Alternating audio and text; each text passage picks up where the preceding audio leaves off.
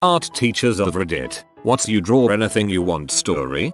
Not my story, but seems to fit here. When I was in school to certify to become a teacher, we had a former principal as a professor for one of our courses who was trying to illustrate how difficult it can be to manage parent complaints and how to approach those situations with administration. His example was how he had been called into a conference once with an angry mom and the elementary school art teacher. The mom was furious because the teacher had asked the children to close their eyes and draw whatever came into their imagination. His assumption was that a student had drawn something inappropriate. Nope. The mom was mad because summoning an image in one's mind was witchcraft.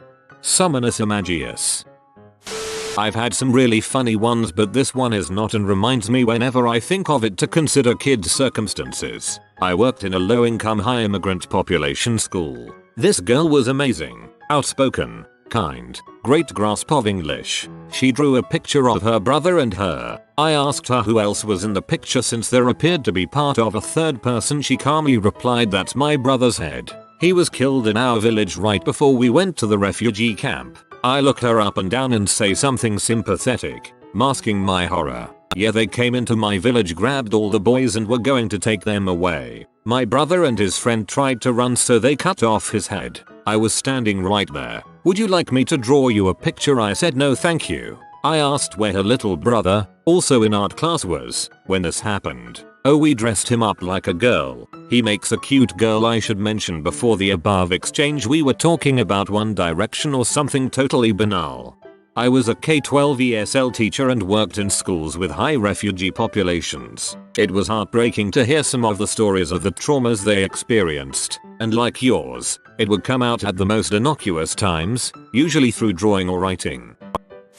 It's not drawing, but I gave my high school kids a poetry assignment. They could write about anything that was school appropriate and have one curse word that wasn't a slur or the F-bomb. It had to include so much figurative language. Act. Girl turns in me's. My name is a bee. A poem about how she's tired of writing poems and that she's annoyed with me for assigning so many. Includes all requirements. I have her a 96. A few errors. And the next poem she writes is me's. My name is a cool bee about how she was sorry she was mean. Solid response. Sometimes the only way kids feel comfortable airing their grievances is through their creativity. I just remembered a poor little guy who drew a self-portrait. He drew with meticulous detail, and when it came down to drawing his pants, he drew the zipper so carefully but it looked like a penis. I was flummoxed about how to tell him that people might see something there that he didn't intend. I got in trouble once for drawing a pooping butt. Little did my teacher know, but the drawing was actually a poorly drawn butterfly that ended up looking like a hairy pooping butt, and when asked why I put the details I did, like the legs and antenna and proboscidea coming off the segmented body, I said I dunno. Don't they all look like that? I saw one at recess and thought it was pretty and wanted to draw it, thinking of the butterfly of course. Nope. I ended up having to see the school counselor. Never assume what kids are trying to draw. Always ask. High school 1977. Not a teacher. While everyone else was drawing Pink Floyd rainbows and peace signs all over everything, the biggest burnout in the class made a wide metal bracelet with intricate triangular designs cut out of it. He turned it in and got a great grade for the first project he ever bothered finishing and some well-deserved praise for his effort. Teacher handed our work back and first thing he did was grab a pair of pliers and bent all the triangles outward, making it a thick metal spiked bracelet. I found that devilishly, disturbingly clever. A lone punk rocker in a sea of hippies. I have a design your own monster Halloween lesson. Most kids draw cute ghosts or cool vampires. One 7th grader drew a sad clown hanging by a belt from a ceiling fan. He had issues. Student here. My art teacher was somewhat crazy. She let us draw anything we wanted to get 100%. All you had to do was tell her it had a deep connection to the earth or some other nonsense. I drew a jellyfish and told her it represented wisdom because it was immortal. I like to imagine one day she will just see a documentary on jellyfish and learn that they can't really learn or have wisdom and just have this epiphany. The kid was just making crap up. One kid had to have a meeting with the principal, her parents and the art teacher because the art teacher decided that because this 2nd grade girl only drew people without hands, the little girl felt powerless. All these adults question this child about the meaning of her drawings. She tells them, hands are too hard to draw. I wanna see this art teacher's psychotherapy degree. Parent here, not an art teacher. In kindergarten, my son came home with a packet of finished assignments he got back from the teacher. One was a paper having them draw a body part with the prompt, here are my. Example given was feet. What did my kid draw? Butt cheeks. Drawing of the back of a person with two giant, well drawn, I might add, cheeks. My husband and I laughed our own butt cheeks off when we saw it. We kept the paper for posteriority. I laughed at the posteriority joke. Clever. When I was in 2nd grade, our teacher told us to doodle on the back of a quiz if we finished early. I decided to draw a house high in the sky with a long staircase leading to it. To emphasize its height, I drew clouds, but it needed more. I decided to add in an airplane. Later my teacher called me to her desk and I got in trouble because the plane looked like it was heading towards the house, and this was right after 9/11 happened. Still have no idea what I was thinking. I ran arts and craft classes at a youth group for disadvantaged kids. Decided one day to give them total freedom. I just put out all the supplies we had and let them go crazy. Kids made some really cool works of art, all very colorful and creative. I was talking to one kid when another asked me to help him spell things for his artwork. I go over to his table with him and he's been making a card for a boy in his class at school. He tells me his friend's mum had just died from cancer and he wanted to make a card for him to cheer him up, but he couldn't spell anything he wanted to write. He was 13 years old and I had to help him spell out something like, dear, I am so sorry about your mum, but I will always be your friend and here for you. Love. I had to help him spell his own name. He made the card totally unprompted. I feel for the guy. He was totally sweet and caring for his friend and really smart. He'd just not got the help he needed. Went home after and had a little sob. Thanks for being a light in this world. I'm a teacher, but I don't teach art. I was teaching a class of 7-year-olds who are usually a blessing, but there's just one kid who has some real problems. He can't speak English at all. Even after me spending a year trying to teach him and all his classmates progressing well, he just refuses to engage with any teacher and is extremely disruptive, often crying and screaming. I think he has special needs, but that's not handled well in China. Anyway, after battling with him to no avail, assigning him class police roles, everything, I just gave up this one day and gave him some paper to draw on whilst the rest of the kids learned without him distracting them. He drew a picture of me with a large PP and lots of knives and me with blood and wrote my name in perfect English. It was eerie, but I just felt sad and concerned what had happened to this boy. The school gave him no support and I only saw him for about an hour a week. I left the school shortly after, unrelated, and wonder how he is now. Probably in prison. That's where unsupported special needs children usually end up throughout the world. It shouldn't be that way, but it is. Unless he got the help he needed, then he's probably doing just fine.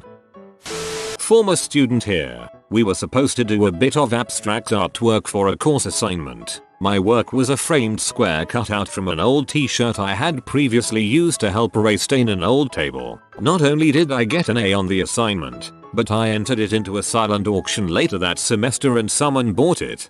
Also former student. 10th grade art teacher told us to draw the city 50 years from now. I drew flying buildings and she threw it back at me because flying buildings are impossible. When I was around 8 or 9, I got into drawing cars, and simultaneously into drawing tribal decorations. Probably not PC, but you know, the type a lot of people get as a tattoo. So I drew a car with tribal decal, and because of the hook-like shapes in the tribal decal, I appropriately named the car the H. When she was done laughing, my mom took the time to explain the world's oldest profession. Reminds me of that time I got suspended in kindergarten for drawing a crappy stick figure gun. I tried to save myself that day by saying it was a water gun since it was so crappy you couldn't tell the difference, but they weren't having it and little Plaver 27 went home that day. That's a strange thing to get detention for. Not that I particularly approve that way of raising boys, but when I was a kid, lots of boys would play with toy guns, action men figures and stuff, and them drawing guns and scenes with fights was like a normal occurrence. We had 3 lessons for it. I spent 2.5 messing around and the last half copying an existing Bauhaus painting in chalk. That was the only good grade I got in art class. Not a teacher, but in middle school we got an assignment in art class to draw a still life of fruit. I thought the idea was totally boring and decided to put a creative spin on it. I drew a bunch of different fruits all sitting in the seats of a coliseum watching an apple kill an orange in the center ring. I failed the assignment, and my teacher even pulled me out into the hallway to tell me directly that she didn't like me or the work that I produced. I didn't let that crush my dream though, and I kept making my assignments weirder and weirder to pee her off. As someone who wished to do art therapy with kids, I would have given you an 100%. Any subject can be boring for some. As long as you followed the guidelines and put the effort in, then it should have been a pass. The whole point of art is pretty much creativity and weirdness. Not an art teacher. However, I used to grade the weekly sketchbooks for my art class as a senior. One week my teacher gave the prompt something with wings. So I'm grading all these sketchbooks that are 80% stick figures from kids that just took art to get an easy fine art credit. Lots of planes and birds. A few angels. Then I get to this one sketchbook that I know dang well belongs to a dude that's just coasting for the easy credit. I open it up expecting another stick bird and instead I'm surprised with this crude but identifiable bucket of KFC wings. I lost my crap and cackled as I gave him a 100 knowing my cranky butt teacher would have instantly failed him if she'd seen it. In 9th grade as an end of the year project we could basically draw whatever we wanted and we had a week to do it. Me being the little car nerd I am drew the entire drivetrain and suspension of a Chevy K5 Blazer. In junior high my art teacher pulled me aside to tell me that she was really impressed because I could draw better than her. After that she pretty much let me have free rein as long as what I was drawing worked towards the lesson goal, such as shading, perspective, etc. For the end of year project, I did a Robotech Veritech fighter in stipple, drawn only using dots. The next year when I would have had her again for art, she paid out of pocket for me to take an art course at the community college across the street. She was an absolutely amazing teacher. YSSSS Robotech.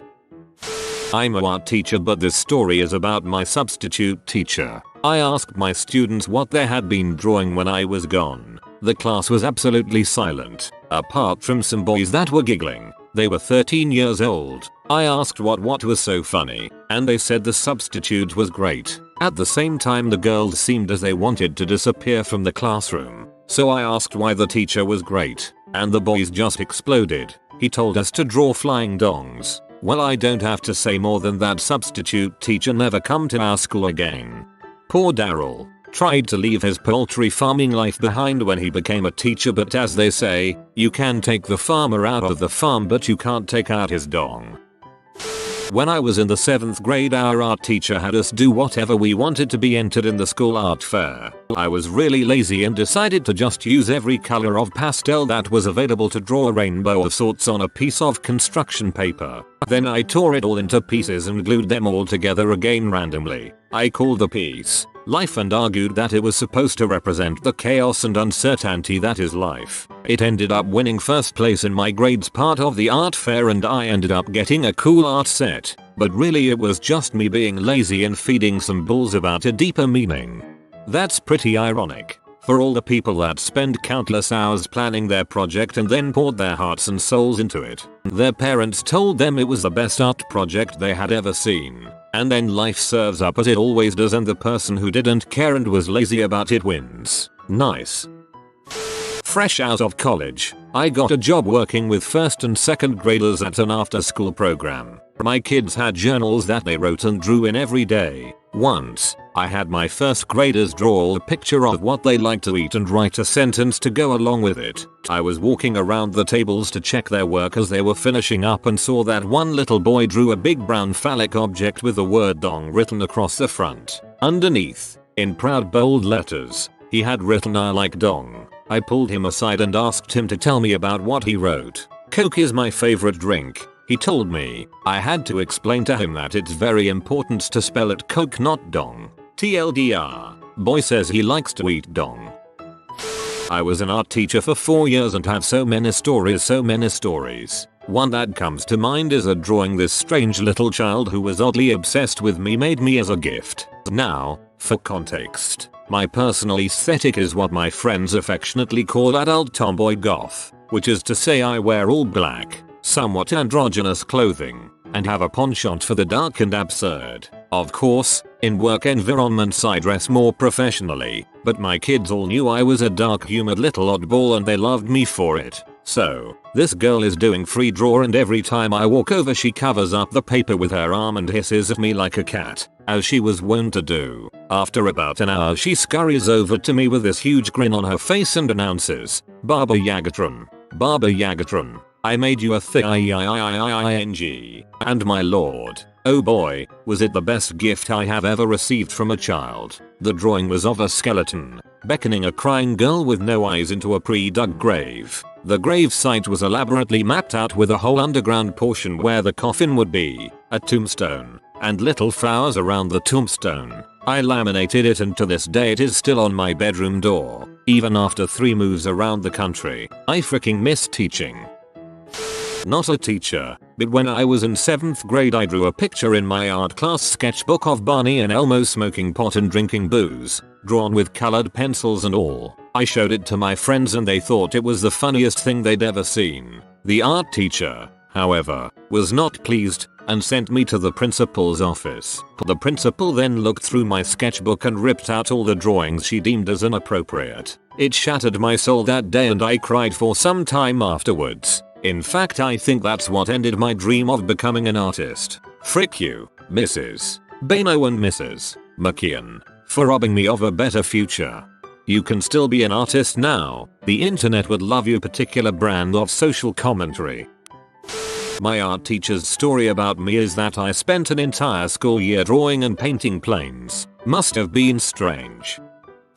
As an art teacher and former goth teen, nothing my kids have drawn has really shocked me. I've had to make kids change things that are inappropriate. One time a high school girl drew a hand giving the middle finger in chalk when we were drawing outside, so we changed it to a peace sign. I did have to call home for 2 first graders who were drawing pooping butts while I was giving instructions. Their moms and I laughed through the entire phone call. I rarely let them draw whatever, because they inevitably would draw predictable cliches. 8th grade boys would draw knives with blood dripping, or an eye, and girls a unicorn. Trying to get them to draw from life was tough. Obligatory not an art teacher, but I got a call about something like this from my kid's art teacher. She was 13 and in 8th grade art where she was told to do a pencil sketch of whatever she could think of. We had just moved, so the class had been working on this for a week and she had about a day. The teacher made sure the kid knew she would be getting an A just for turning something in. But because it was a new school, they were not yet aware that my kid has a morbid sense of humor and a fair amount of artistic talent that she built over the years. 2 days later the art teacher calls me to make sure that everything is okay with kid because her sketch was of a live hamster in an electric coffee pot. It's one of my favorite pieces of her work. I had a 5th grade student who was very shy, hesitant to start her work. The project was on identity and kids were supposed to draw things about themselves inside a silhouette of their heads that we had traced. She was almost in tears because she was very insecure and couldn't think of what to draw. I was trying to help her out by asking easy questions like, what's your favorite animal? What's your favorite TV show to watch on Netflix? Finally at what's your favorite food she perked up, left my desk, and got to work. A few minutes later she proudly brings her drawing to me. I did it. I drew a taco. And I also made it pink because pink is my favorite color. I know tacos aren't pink, but in art things can be any color, right? Do you like my pink taco maze? It took everything in me to stifle my giggles, and I reassured her her taco was beautiful and that yes, it could be any color she wanted. She then proudly showed everyone in the room her pink taco. Thank God she was not a 7th or 8th grader. It went over all of their sweet innocent heads and they all praised and encouraged her. Great day. Student here pulled up pictures of severe frostbite to draw on a piece of paper in 6th grade. I wasn't allowed to do that. What in the frick made you do that in the first place?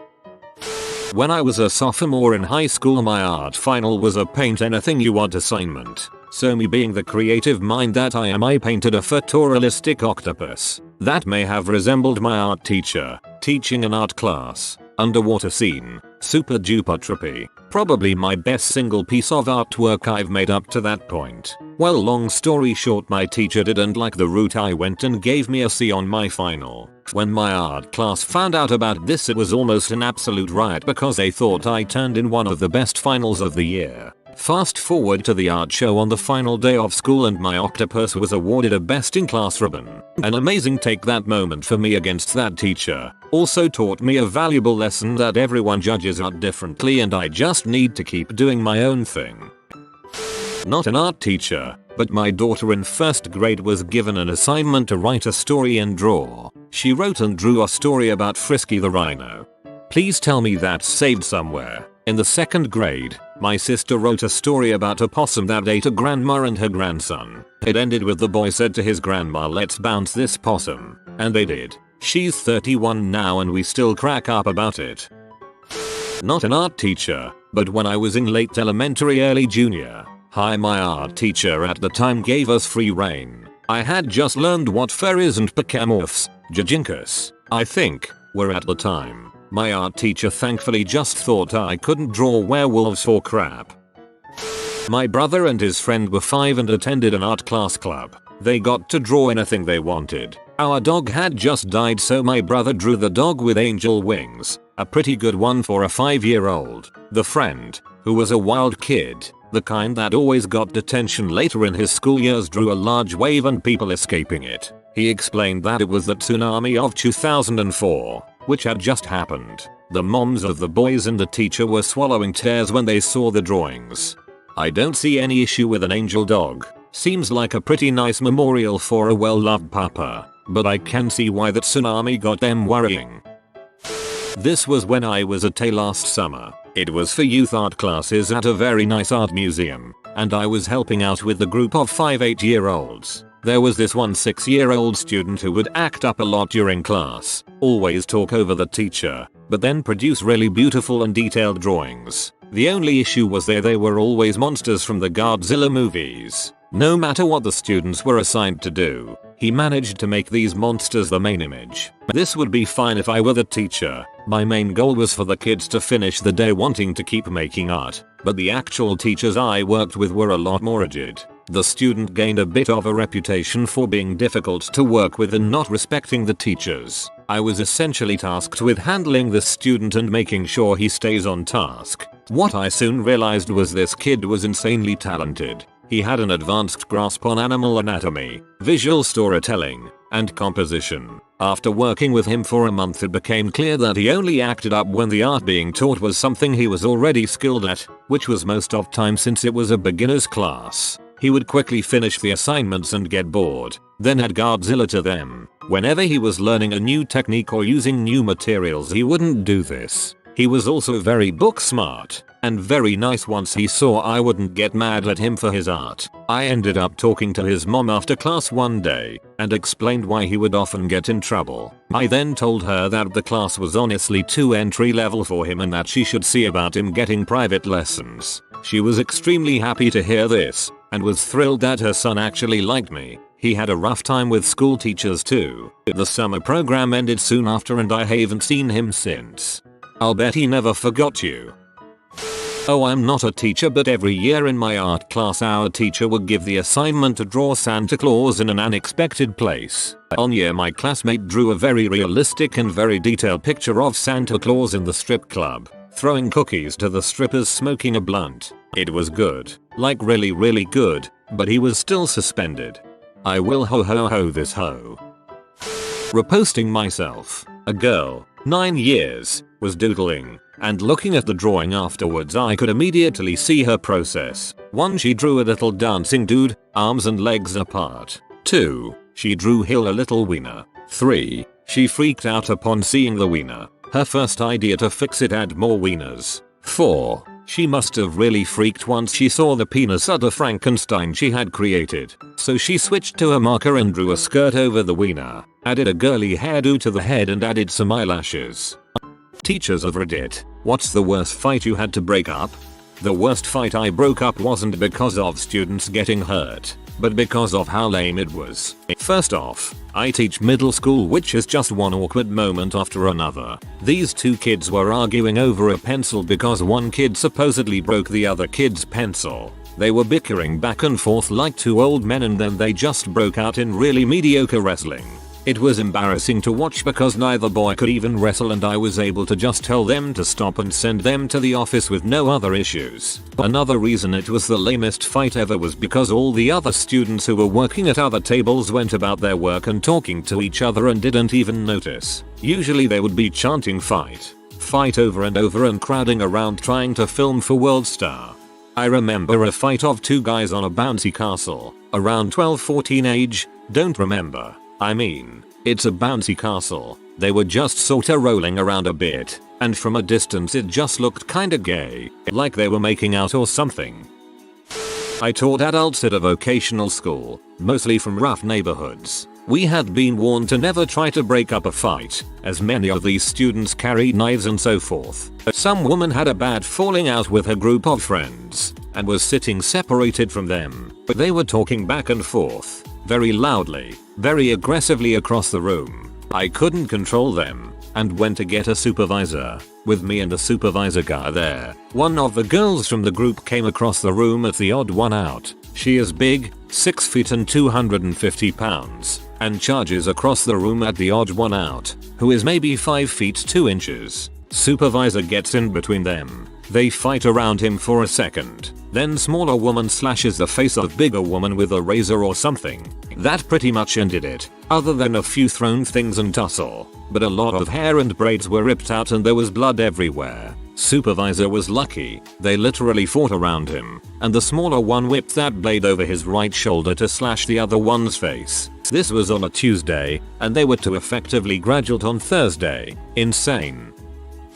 I am an English teacher in France. This happened in the classroom next door to mine, and I just witnessed the aftermath and heard the gossips from my friend who did break it up and was there to hear the story when they got hauled into the admin's office. One of my male students was named Timothy, who was dating a girl named Anna a year under him. One day last year he apparently left his phone unattended and unlocked, and she picked it up and started searching through it. What Anna found was his very male best friend Louis sexting and sending him nudes and talking about how much he loved him, and Tim was texting back and being equally enthusiastic about the two of them being together out in the open once they finished school and were in university. She proceeded to screenshot and send all those texts, sexts and nudes to her boyfriend's parents, before replacing his phone so he wouldn't know. Tim's parents are very conservative, and when I say very, I mean very. His mother once called me to complain about his grade in English, and it evolved into a rant about foreign students that would make Marine Le Pen proud.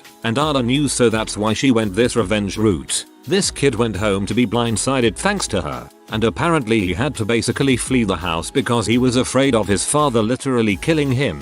Louis turned up to school the next day, calmly entered Anna's first period class and beat the ever-loving crap out of her. Just wailed on her. He was skinny thing but knew what he was doing, and she was super tiny, and it was not a fair fight at all, and he just obliterated her. I just heard him screaming after he had been restrained, which is when I went to go check. She had a black eye and a broken eye socket, and there was blood everywhere from her mouth and nose. Louis was borderline hysterical and screaming about her being a bee who ruined Tim's life. It was bad.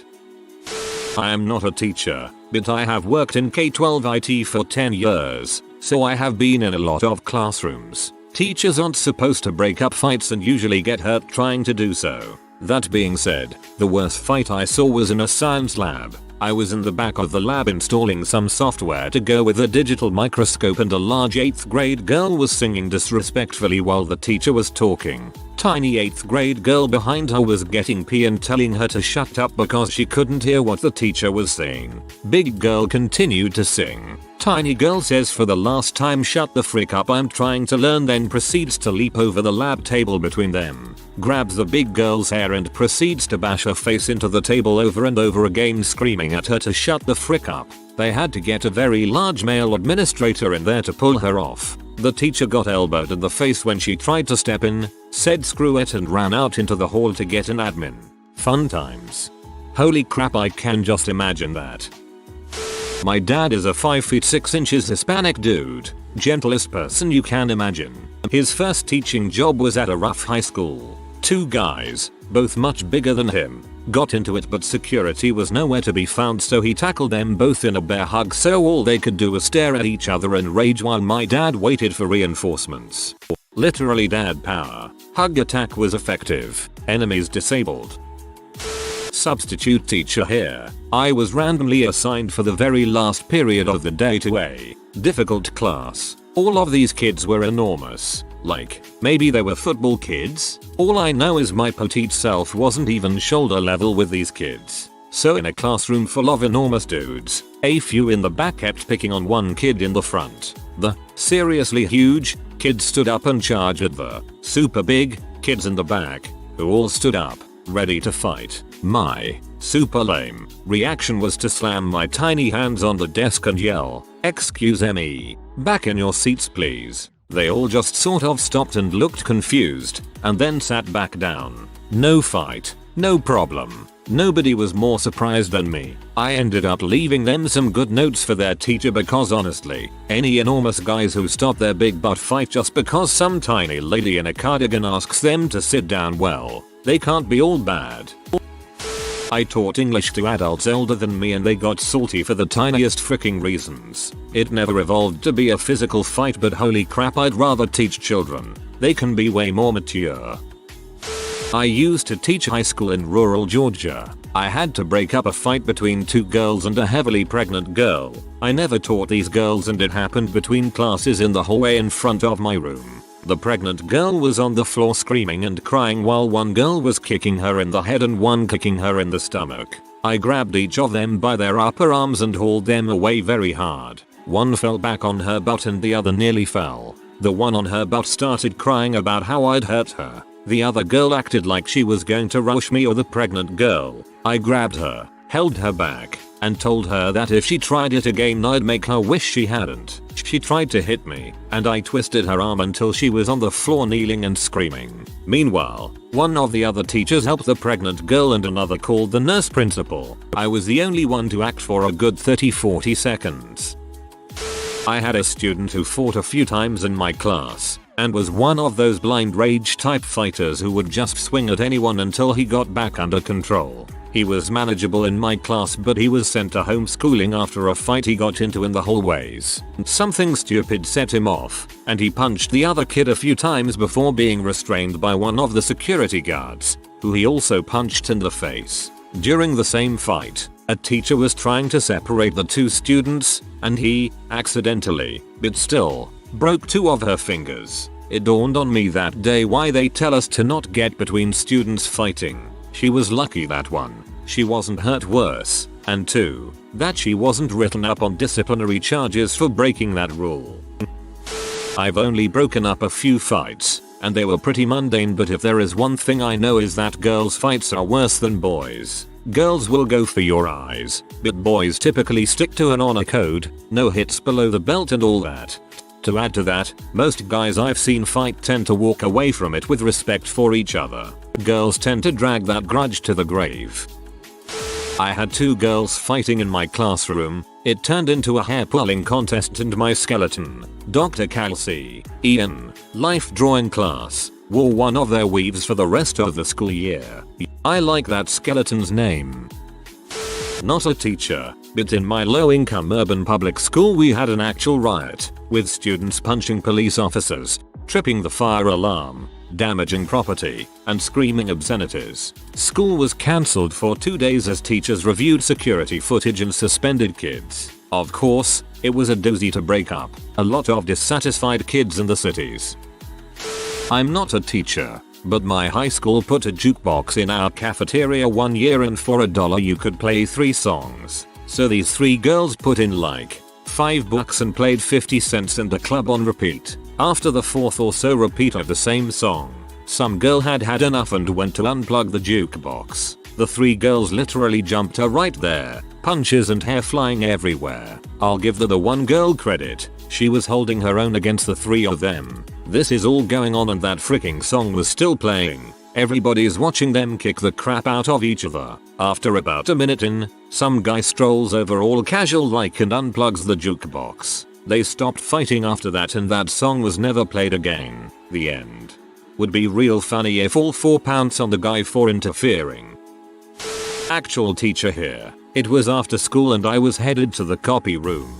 On the way is the cafeteria, which had been cleared of all the tables and was basically just one big empty area, except for the huge mass of students that had developed. I rushed into the massive crowd where 2 different circles had formed. It was literally like being at a metal concert with 2 mosh pits. At least 16 kids were fighting. When I broke through, one kid fell in front of me and the guy who pushed him ran up and did a Yanikovsky kick to his head. All metal moshing instincts kicked in where my main goal was to basically push away as many people as possible and keep them away from each other until more AP's officers could arrive to help. It was chaos, so I don't remember much after that. To this day I don't even know why they were fighting. Once everything was settled, I picked my paper back up and went back to making copies. If you just change a few nouns, this could be a scene in a western. I taught for 2 years in a very rough boys' school where I had to break up fights almost daily. I'll share 3 stories. The first fight was when 2 students started fighting because of, well, I can't quite remember to be honest. It probably started as an argument over which one's mother is a bigger W, or maybe who owed who drug money. The fighters were grade 9 aged. It took 4 staff members to break the 2 apart, and even more to keep them separated after the initial blows. At the height of the chaos, both were throwing chairs, tables, and whatever else they could get their hands on. The end result was damaged windows, broken doors, and quite a few staff members that had cuts, scrapes, bruises from trying to keep the 2 away from each other. I'm pretty sure they met up outside school to settle their differences later that week. The second story is a bit more lighthearted. In my first few months of teaching at the school, I rewarded a group for good behavior by taking them to play soccer on their small hardcourt area. When I say good behavior, I mean they hadn't assaulted or verbally abused each other in my class all week. Even though I was still new, I felt like I could trust them since they had been relatively well behaved, and they were a small group. In the middle of the game, which was going great by the way, 2 players from opposite teams had a moment of frustration and started swinging haymakers. They both got a few good shots in, and by the time I was able to get in between them the fight was over. We took a 5-minute break, they shook hands and we continued the game. I didn't write them up for that one. The last story is one of the few times where I legitimately thought I would have to defend myself. I was on duty at the hardcourt during break, and I challenged a student on his behavior. He had been picking on a younger student, and all I had asked for him to do was stop. When he kept doing it, I approached and told him that he had to leave the hardcourt area. Once I was within 5 meters or so, he turned on me. He started telling me to frick off, and cursing at me with every word in his vocabulary. Everything seemed to slow down at this point as he started to walk towards me,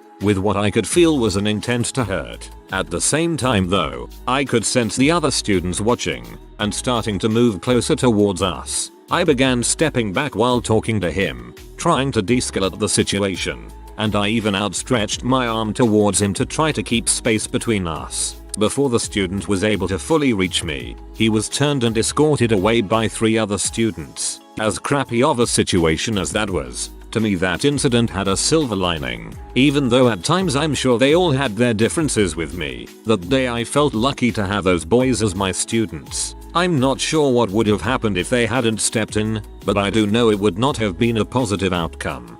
I began stepping back while talking to him, trying to de-escalate the situation. Hold your ground with both bears and teenage boys.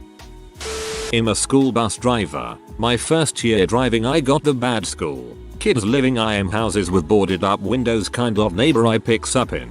But I was the only ride these kids had and I loved them. A few small fights in the afternoon but nothing really bad all year till mid-June. I pull up to my first stop and there's Tommy on top of his sister Jane. Tommy was in grade 1. Jane in grade 2. Their elder brother Billy was yelling at them. I saw this from afar. I sped up, slammed on the brakes, AMD flew out of my bus without thinking. Ripped Tommy off of Jane. He still had the wire in his hand. He was trying to kill her. Now, being in the neighborhood I was in, I couldn't send him home. So I threw him on the bus. Not really. And made him sit up front with all other kids at least 3 rows away. Took him into the school. I held his hand and his sister's. And we walked into the principal's office. The principal seemed like he didn't care. And I didn't see Tommy the rest of the year. No one told me what happened. That was over 5 years ago. We lost the run to another company, so I don't know how he's doing. Just a quick note, Jane could breathe. No marks on her neck and she was okay physically. Clear airway and all. Older brother Billy said it happened as I turned around the corner. I still think if I had a cell radio I would've called 911. Whoa. This could have ended way worse if you hadn't been there. You did great in de-escalating the situation and taking care of the kiddos. When I was teaching high school in Baltimore, I was walking down the hall during my plan time when I heard the sounds of fighting in a classroom. I poked my head in and saw Sam, this big, sweet kid who I taught, with another kid pinned to the floor, flat laying on top of him, hands pinned, etc. Sam is so big that this other kid is totally immobilized. Sam isn't doing anything to him. I think I can talk Sam into letting the kid go. I didn't know the other kid, so I bend down next to him and talk to him for a minute. I finally convince him to sit up. As soon as he starts to push back, the other kid gets his arm free and swipes at Sam with a knife none of us knew he was holding, except Sam. Sam had special needs, and I'm not sure if he just didn't think to tell us about the knife, or if he was trying not to snitch. Narrowly missed my face neck, and Sam had him pinned back to the ground before any further attempts could be made. We let him stay that way until the police arrived. I don't get involved in fights anymore. Not a teacher but saw the craziest fight when I was in high school. There was girl, I'll call her girl A, who was mentally challenged. Rumors were she was a preemie born addicted to drugs, crappy home life, in foster care, just all around crappy situation for her. She was about 4 minutes and 10 seconds in high school. Just a really little person. Well, this one girl B, thought she was the prime target to bully, and, well, she picked the freaking wrong person to bully. B messes with A for a few weeks until the day A snaps. Here's the thing, in our high school we had the gates that drop down to close off corridors. You just hit the emergency release and the gates slam down and there's no leaving that corridor until the on-campus police officer comes to unlock it with a key. Never had these gates been used until B messed with A for the last time. Remember, A is mentally challenged and special needs. B is messing with A and all of a sudden A runs for the emergency release button for these gates to drop. Gates drop, it's A and B and a few bystanders stuck in the corridor. A beats the ever-loving crap out of B. Remember how the on-campus police officer has to unlock the gate with a key? Yeah, well that took a solid 5-6 minutes to go get the key and get back to the corridor. And by this time there's students on each end of the corridor pressed against the gates to watch the butt kicking that's happening. B ended up going to the hospital and never came back to school. Rumor was she was in alternative school for all the bullying and A ended up in a state psych ward. I had to tackle a 6th grade boy that had a 5th grade girl by her hair on her knees, pounding her face in with brass knuckles. He broke her face in several places and knocked out most of her front teeth because he had asked her out and she said she was too young to date. The kid fought me like crazy while I had him pinned, kicking, pushing us across the grass so that my face is digging a trough into the field, trying to bite me, spitting on me, all while I'm thinking, I just bum rushed and tackled a student. I'm going to get fired. I laid on top of him until the cops got there. They investigated what happened and I wasn't in any trouble because the general consensus was that he could have killed her and I went with the least violent way to subdue him and I didn't injure him. The 5th grade girl spent some time in the hospital and had to have some mild facial reconstruction surgery. The boy went to juvenile hall. That's horrible. I bet that girl got some pretty bad emotional scars from that one. My first year teaching, I had to break up a bunch of typical middle school fights: hair pulling, fighting over boys, weak punches when boys were involved. 7th grade, we had a bit of a gang problem, so it was fairly common. 2 still really stand out to me though. The first involved 2 girls fighting over a boy who had been sent to juvie. I walked out of a classroom where I was observing. and one was already being held back by our 7-foot-tall social studies teacher. The other girl was ripping fistfuls of the other girl's hair out and screaming, "He's my man. Get the frick out of my hall." Other girl who had her hair ripped out was an 8th grader, and 8th graders were supposed to stay out of the 7th grade hall. The screaming one was a student of mine, so I just walked in, asked her calmly to let go or be picked up, and picked her up to take her to the office while she screamed and clawed at me. At one point, she promised to calm down, and I fell for it. She immediately ran back and began fighting again, so I had to carry her to the office. Later, they asked if I wanted to press charges for the kicking and scratching. I literally laughed in the deputy's face. How vindictive are people that they have to ask if you want to ruin a 12-year-old's life. There was one even worse than that, though. I had one student who was a gang leader in my class, but he was always respectful with me and worked hard in class, so I just sort of chalked it up to rumors. One day near the end of the year, I turned around to write something on the board, and heard a girl scream. I turn around and the quiet, respectful kid had ripped one of my loud mouths out of his seat and was kicking him with precision directly in the kidneys while bellowing, "Think you gonna jump one of my boys, frick you, B." I was horrified. This kid was a weightlifter, and prying him off of the other kid who was curled up in the fetal position was nearly impossible. Once I did get him off, I screamed at the other kid to get the next door teacher. Being the antagonizing bud that he was, he stood there and called the kid from the gang a P. The kid from the gang escaped and chased the other kid around the school, throwing furniture at the instigator and screaming. It took me 5 minutes of chasing them through the halls while the other teacher watched my classroom to get admin or the deputy to help.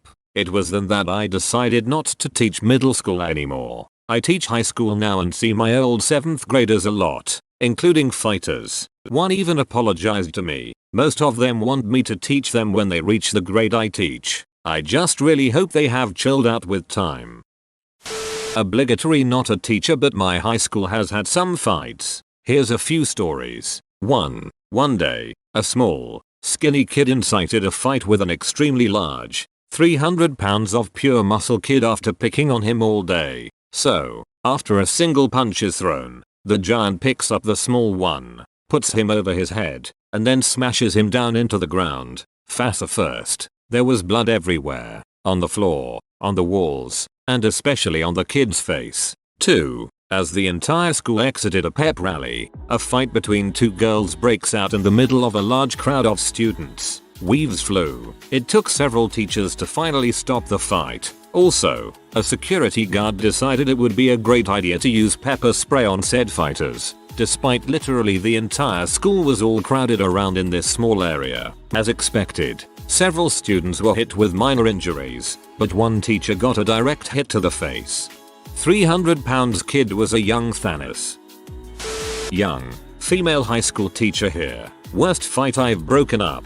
A 250 pound kid pushed a 90 pound girl from behind, sending her skidding about 8 feet down the hallway on her stomach. She jumped up and shoulder checked him into the lockers and just started beating the crap out of this guy. Punch after punch right into his face. I walked up behind her, grabbed her around the waist, and lifted her off of him as she continued to punch him. As I walked them to the office, she looked at me and said, "I don't even freaking know who this guy is." Worst fight, I refused to step in and break up. The two largest, toughest guys in our school got into it in the hallway right in front of my classroom. These were the kind of boys that were already pretty much grown men and each had around 100 pounds of muscle on me. I heard yelling in the hallway and turned around just in time to witness one punch the other square in the teeth. He hit him so hard that I swear I could feel the vibrations in the air. Like, I felt the punch, it was so hard. And oh my god, the sound of it. They then started punching at each other as they rolled around the ground in a huge pile of blood that had come from the one's mouth after the first punch.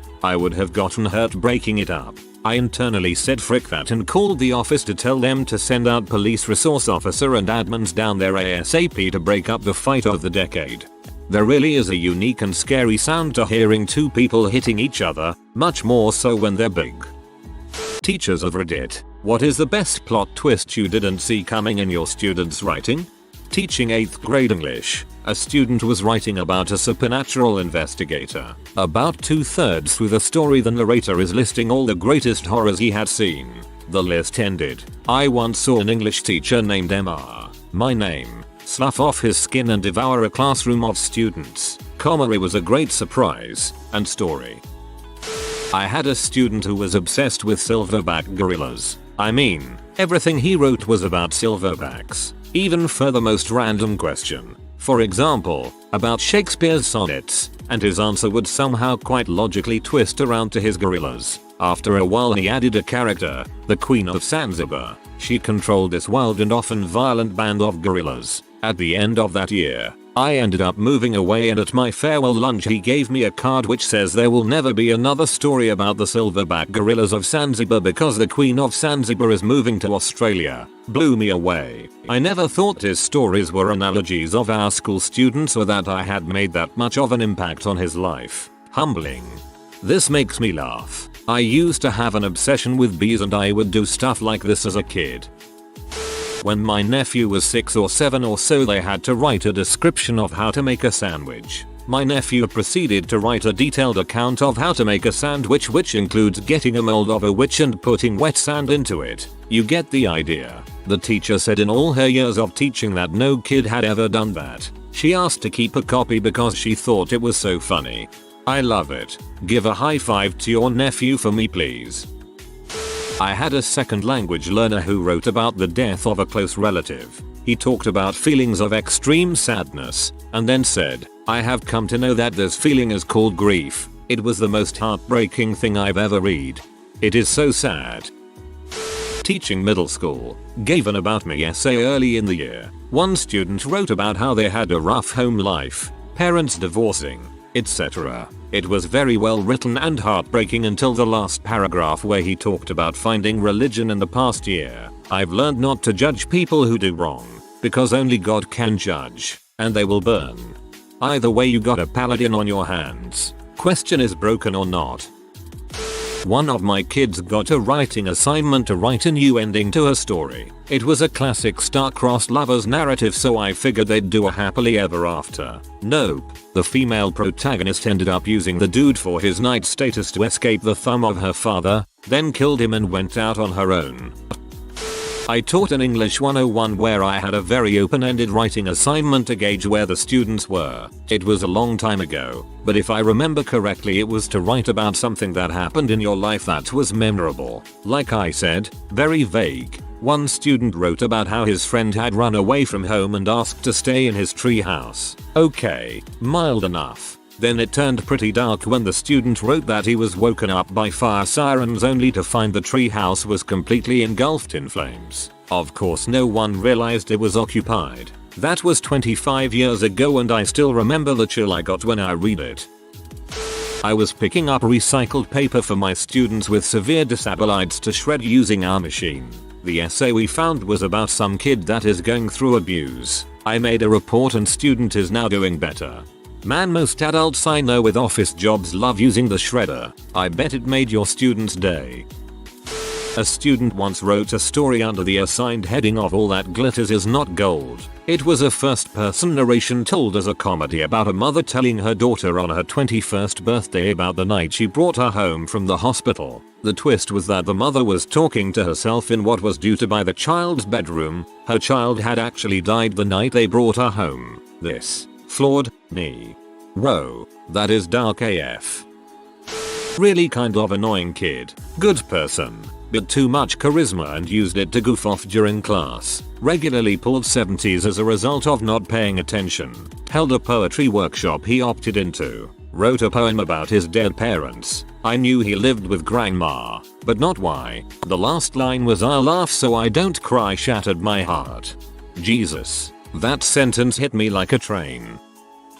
One of my middle school students in Korea ended a story about his family with it raining alcohol and snowing sea. Everyone freaked out and murdered one another. I think that was just a horror story written by Quentin Tarantino.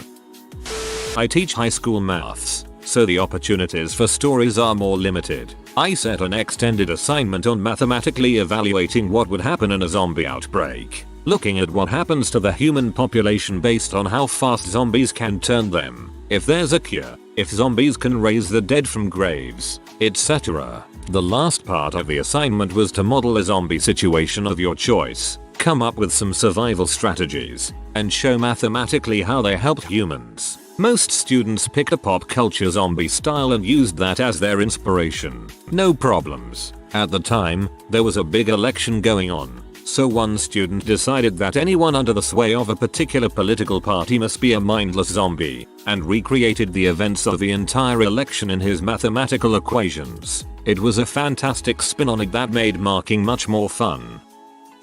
I worked at a bookstore that had a spooky story contest for Halloween, and I had to read a lot of stories by elementary students. They were stories by elementary students, but there was this one. On the first pass I guess I didn't like it, but when it came back from another reviewer I happened to read it again. The plot wasn't astounding. It was actually kind of a bad story as far as that goes. What was amazing was that the student changed her vernacular depending on whether the speech was spoken by a character or part of the narration. This is not elementary stuff. It was really incredible and such a small thing that I was so surprised that I even noticed it. It is literally a technique that was considered groundbreaking when Zora Neale Hurston did it, and she's one of the greatest American writers ever. There's no way this little 4th grade girl knew about Hurston. She was just doing it naturally. I was blown away. I tried my best to advocate for that story, even suggested a special prize. My boss would not give. I hope that little girl is still writing. I know there's already a lot of "I'm actually a student" takes here, but damn it, I want to share mine.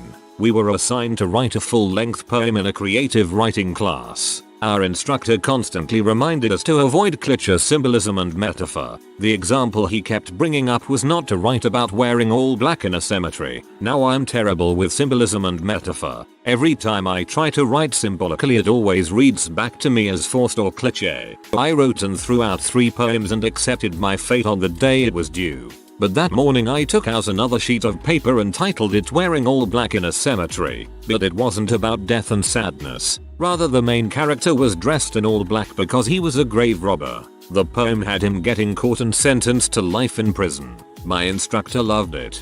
I love this. When I was in writing class, it seemed like my mind would get stuck on whatever our instructor said not to do. Like somehow his mentioning of what to avoid just looped in my head until that was all I was throwing on the page. I'm glad you found a clever way around this. I had a student write an amazing argumentative essay. He was a shy kid, and we had been working on building his confidence and taking risks in his writing. I get to the end of the paper and he notes, "I always wanted to include this argument, but I just wasn't sure." He leaves a citation. I go to his works cited and see a proper citation along with a hyperlink. I click it. Rick Astley begins to sing. I wipe away a tear. Well done, kid. Well done.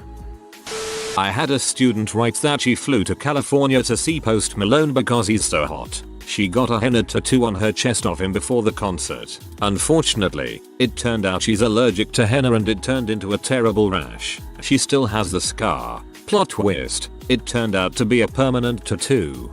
Did not expect to see Post Malone and hot in the same sentence in that order.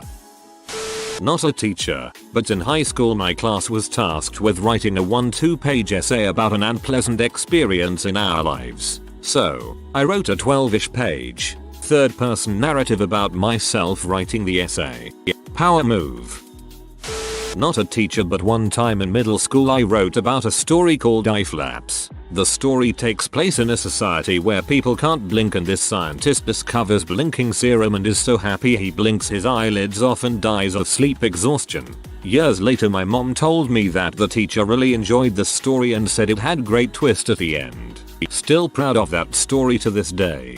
Reminds me of Junji Ito for some reason.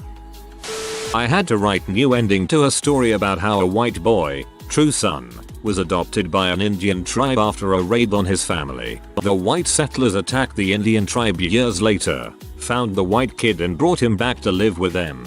In my new ending, true son considered the tribe to be his real family and escaped to rejoin with the survivors. Shortly after, the tribe along with true son ambushed the settlers and slaughtered them in revenge. All seemed well and the tribe were grateful to have true son back with them. That was until they all started getting an odd rash and dying. As it turns out, true son had unknowingly brought back smallpox with him and spread it among the tribe. I ended with some deep, to me as a 12yo line about how war is stupid. Nobody wins and everyone loses in the end. Fun note, my teacher actually thanked me for putting so much thought into the assignment and I got an A+.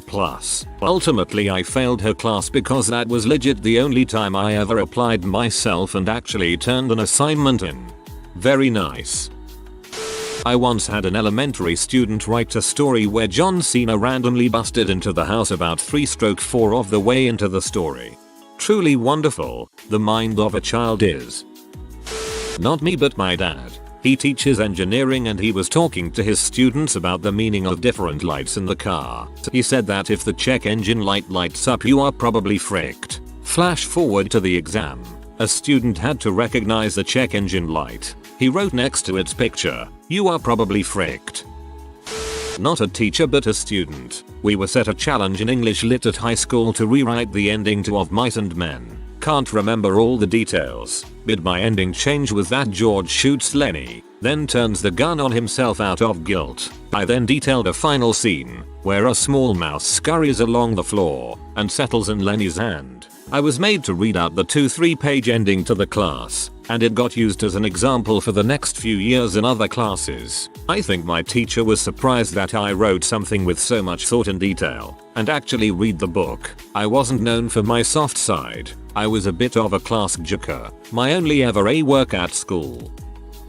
A kindergartner I taught in Korea last year wrote this awesome story about a dragon who terrorized all the forest animals. They all worked together to defeat him and had a big party to celebrate. In a true show of forgiveness, the animals even invited the dragon to the party since he apologized for hurting them. But they didn't invite one animal, can't remember which one, because he was Japanese. At the time, there was a huge political movement in Korea to boycott Japan because of tensions over their refusal to acknowledge the use of Korean comfort women. Read, the forced prostitution of colonized people, before and during World War II. I just didn't expect that out of the blue and from a 5-year-old. The Japanese terrorized many in cruel ways during the war, and even on the young the hatred still burns. My Korean friends hate to be called Japanese. Even I, half-blooded as I am still sore over the war.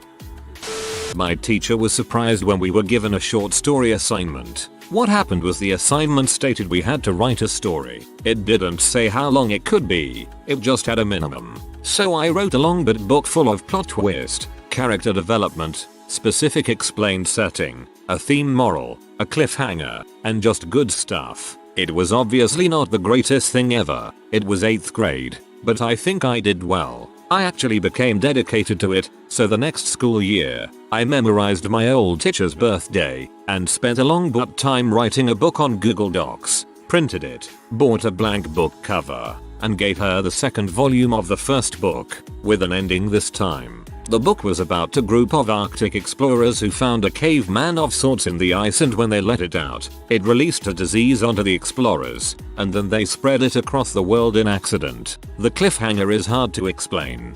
Once for a 3-5-page essay in 8th grade my friend wrote 56 pages. I remember she tried changing the 12-point font to 8 points as if that would help get within range. So the teacher stopped reading after 5. Not a teacher but a student. We had to write an ending to a story about a man driving home to his wife. Somewhere in the story I saw short mention of the character almost getting into an accident. So I played with that and made it into a paranormal story where the main character did get into the accident but his body didn't know it yet. So he got home to his wife who was just watching the news report his death, and then he stood in their bedroom with a hole in his body. I was proud of that one. That sounds like a legitimately awesome read. My teacher marked exams for the whole country and she was just responsible for what they only called the pit, aka ones that had been flagged for social services. She had all sorts from abuse. One student had written about her sister's court case, to religious fanatics. She had one that was entirely Allah Akbar. That is just so heartbreaking for everyone involved. The story itself was fine, but I really didn't expect the giant penis drawing at the end, which turned out to be a picture of 3 grassy mountains that were not once mentioned in the story. Also did a story circle with a kindy kid that told a very usual story of her going to get ice cream with mummy and daddy etc, which suddenly ended in and then I took all my fingers off and threw them in the air. I throw my fingers in the air sometimes, saying hee-yo, go till it go. Not a teacher, but would have been interested to ask my English lit teacher what he thought about my writing when I was studying the subjects years ago at school, very much against my will. I didn't believe that he read my work and just put a few ticks here and there. So, I had the idea of making my handwriting increasingly illegible to see if was actually reading anything. By the end of term, I was still getting the same old ticks and he couldn't have read a word of it. Plot twist. His eyesight had been deteriorating for years, but he was trying to bluff his way through teaching English while no longer being able to read. NAT. But when my son was in 2nd grade, his teacher gave out the usual coloring page and writing prompt. It was a Halloween theme. There was a smiling child in a costume, holding a bag, and the prompt was when I looked inside my trick or treat bag, I found. My child wrote a human head. 7 years old and already a master of the horror plot twist. While writing about the magic treehouse tonight on the Titanic, one of my students was writing about the people once they got into the water and wrote the people in the water looked up and saw an incredible sight, and I was expecting it to proceed with how the boat was sitting out of the water at a steep angle, or how the propellers were visible as the book describes. Nope. The band was still playing was what followed. I don't get many big twists since I teach little ones, but that's the one I still like to think about sometimes because it would have been an incredible sight, for sure. Our freshman teacher asked us to write a continuation to Of Mice and Men, so I turned it into a ghost story. The setting is Crooks and Candy having a conversation in the barn. They're talking about George and wondering why he hasn't moved on and why he goes off alone every night. Candy thinks George is paying Lenny's ghost to visit out at the spot where he died. Crooks confesses that he can't sleep at night because he feels like the ghost of Curly's wife is haunting the barn. My teacher asked to keep the essay. My freshman English teacher had us write a brief continuation of Rules of the Game by Amatan. She really wasn't expecting me to turn 8 pages detailing the main character sneaking out to go live a life on the streets, being mentored by a homeless person, and then getting brutally murdered on a park bench. Still got a 98%. I had a year 6 student write a multi-chapter love story with a thinly disguised version of herself as the protagonist who wins the love of her best female friend, who was also a thinly disguised version of the writer's BFF. It was so tender and wistful and sweet that it made me teary. I showed it, in confidence, to an older teacher who was mentoring me at the time. I felt as though the student was coming out to me, and I was unsure what to do, if anything. A few days later she came out to her family, who were very supportive. I don't know how the situation went with the crush on the BFF. They both went off to high school shortly after, so I don't know if anything eventuated. Oh man, I read all that wondering how a 6-year-old could write so well and have such complicated feelings. Huh.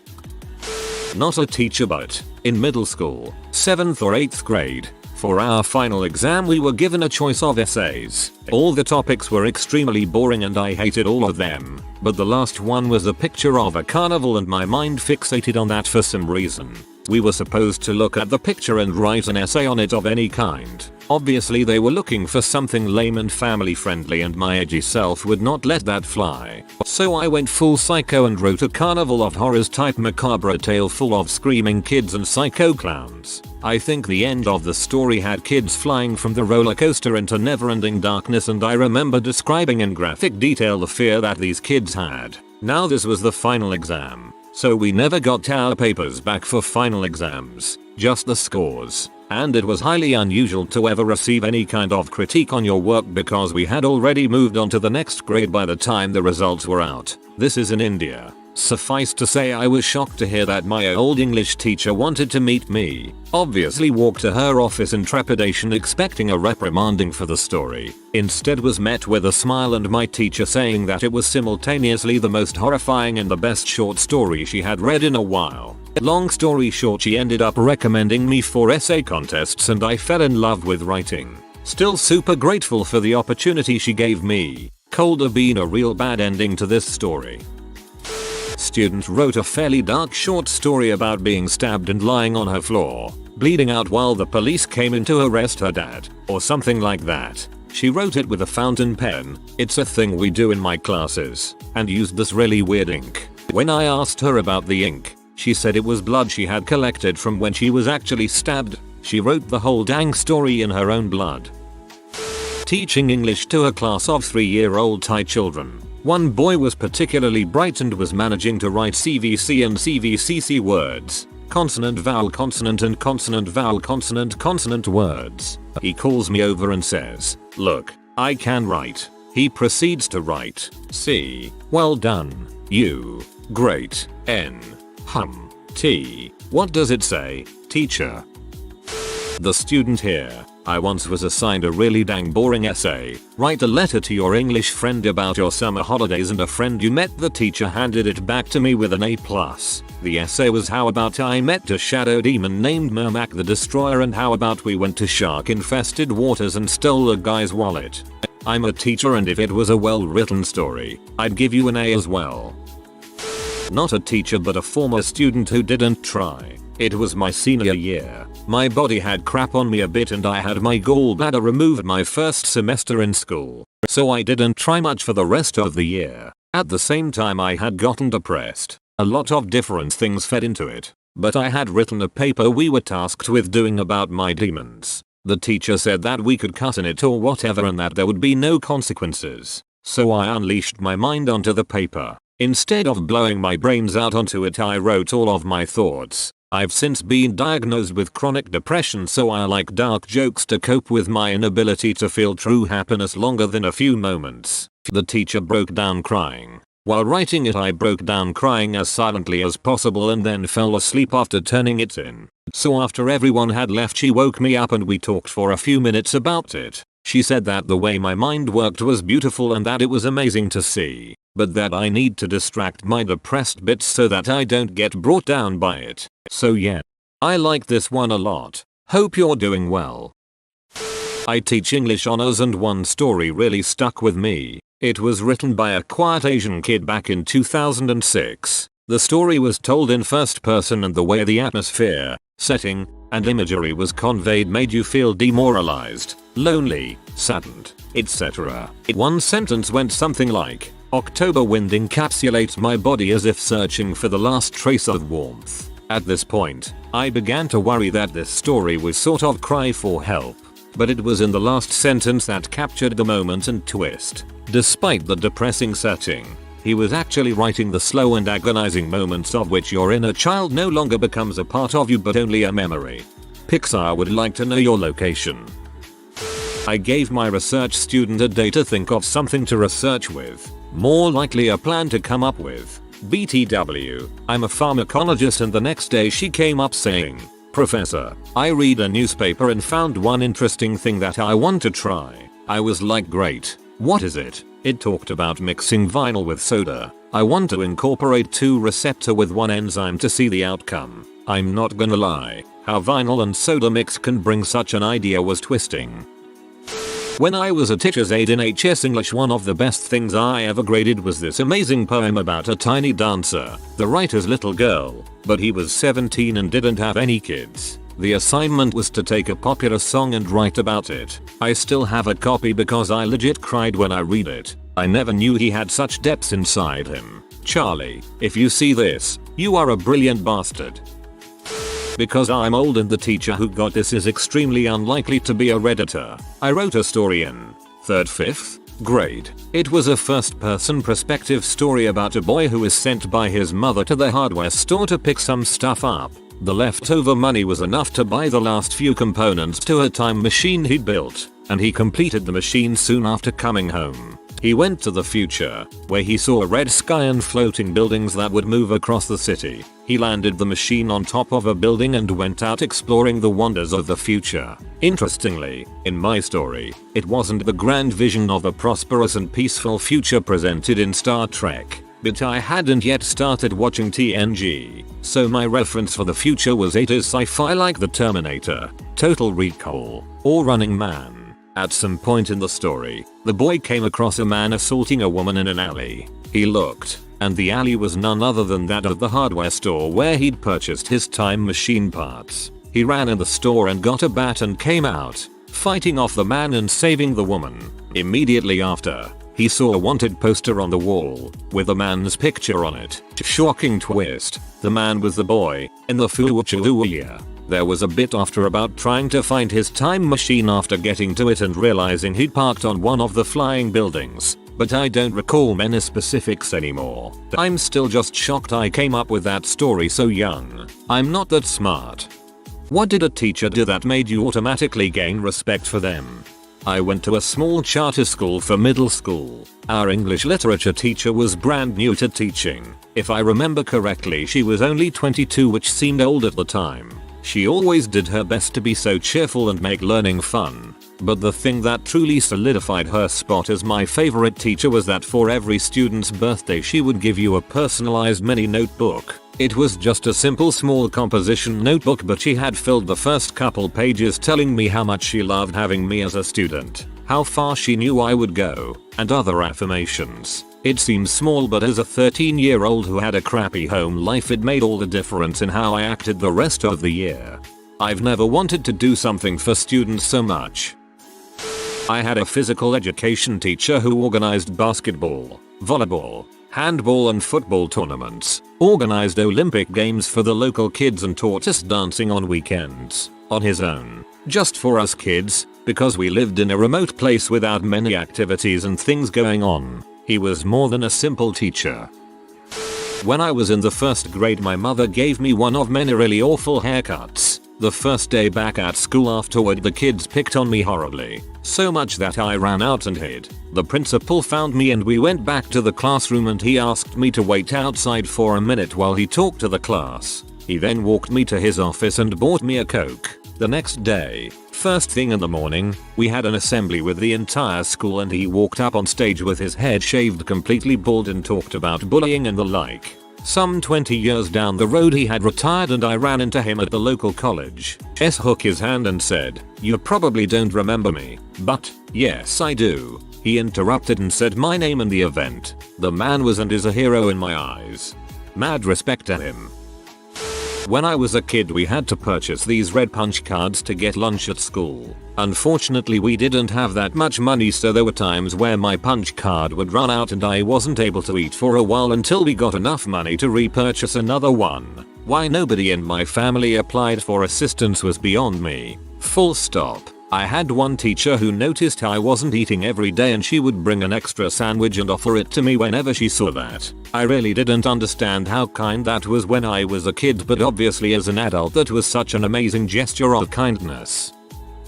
Not take my crap. I was a pretty decent writer in school, able to pop stuff out pretty quickly that was superficial but sounded good. The first time I had a teacher hand my work back pointing out that I managed to compellingly fail to say anything was sort of a slap in the face that I didn't realize I needed.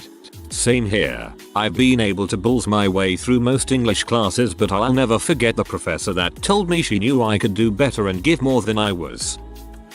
This will probably get lost, but I want to shout out this teacher of mine. She was our AP English language teacher for our senior year of high school.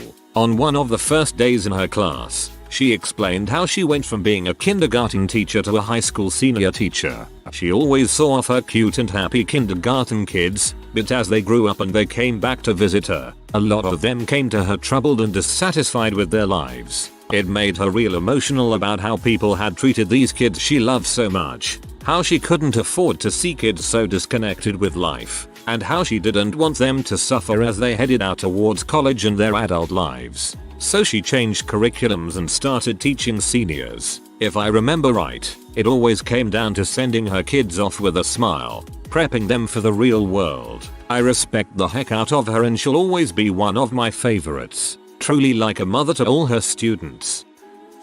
I'm epileptic and had a large set of seizures not long before finals in high school chemistry. My seizures tend to mess with my memory, and those multiple seizures had devastated my memory of everything I'd learned in class that semester. I was doing reasonably well in class but absolutely bombed the test. After the failed test, I ended up just shy of passing the class, and he decided to give me a bonus question that passed me. I didn't expect that, but the empathy was nice to see from a teacher. Even still, The whole situation sucked. My math teacher told me I should have studied better. He then offered for me to retake the test, which seems reasonable enough, but there was no point as it was just all gone. I've only had one since that was worse than that. But fortunately I've got an understanding employer. It doesn't hurt that I've got a union rep as well.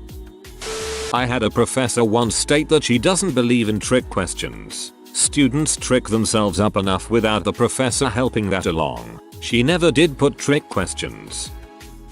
Junior year of high school, English class. We were discussing a story we had read. One student, let's call him Carl, made a point. The teacher was dismissive and basically said Cole was wrong. The next day, after we took our seats, the teacher said, "Before we begin, I was thinking about what Carl said yesterday. I was wrong to dismiss it so quickly. Let's take a look at that again." He then went on to repeat Carl's point and initiate a conversation with the entire class. After the conversation, it became apparent Carl's point was indeed off base, but I was impressed the teacher publicly owned his mistake and went down the path he should have. A math teacher went to the hospital several times to visit a student who had been seriously injured in an accident. The teacher offered companionship, free tutoring, and genuine encouragement. Math teacher, I don't care if you have good grades or bad grades. If you work hard, I will work harder to make you pass. He worked hard for me. I passed. Told us a joke about his name before we could, and allowed us to eat during his classes because kids your age can't help being hungry all the time, as long as we did it quietly. Great guy. His whole attitude made all of us actually pay attention and do our best. Instead of shouting at my loud class for not shutting up before the lesson began, my history teacher decided to quietly tell the story of a pink elephant that wanted to be an astronaut. After a few seconds, people started to shut up and listen about the pink elephant. When everyone was quiet and listening, he stopped mid-story. As much as it made me respect him, why didn't you finish the story, FFS? That cliffhanger. It was a professor, but she said she wasn't going to have a textbook for the class. Basically, she didn't respect the textbook representatives trying to take the farmer approach to force kids to buy an $170 access code. Instant respect. You just had to show up to the lectures and she'd teach you what you needed to know. I had a professor who legit said I don't require a textbook because I think they're scams. Much appreciated. English teacher in high school asked where my homework was. Responded I forgot to do it, and he said to the rest of the class, why can't you guys be like, scratch that? He doesn't come up with some excuse, he just tells me he didn't do it. LOL. I would always tell my teachers, I didn't finish it sounds a bit better than I didn't do it. I had a business studies teacher who used to be a mental health professional, so she knew the signs when my depression was particularly bad. For example, submitting work at 3 AM. And would always make sure I had eaten and offered me coffee and generally made her classroom a safe space for anyone. Sestine, if you're reading this, you're amazing. I moved out of home during high school. It was stressful, to say the least. I started to fall behind in assignments. I would be absent for days at a time. I missed tests, etc. I ended up explaining the bare minimum of my situation to my English teacher, and their response always stuck with me. Just do what you can. It may not seem like much, but right then and there, for a 16-year-old kid who felt like simply living was a burden, it was everything. Treated kids with autism and Asperger's like actual human beings. In my school I was in a special needs unit for kids with Asperger's and autism called the CDU, Communication Disorder Unit. The kids in there ranged from having mild Asperger's to full-on severe autism. And as such, most teachers treated everyone from there like they had severe mental health problems just because they were labeled as having autism or Asperger's, even if it was very mild. But there was one support teacher in the CDU who was genuinely just a nice dude. Whether he was talking to kids who had severe autism or just some mild social anxiety, he wouldn't talk extra slowly or call you bud or pal at the end of a sentence. He would talk to everyone like they were real human beings. It might seem like a small thing, but when that's how pretty much all teachers talked to you and treated you in every class, it was very refreshing to talk to someone who would talk to you based on who you were as a person rather than treating someone differently for being labeled as autistic.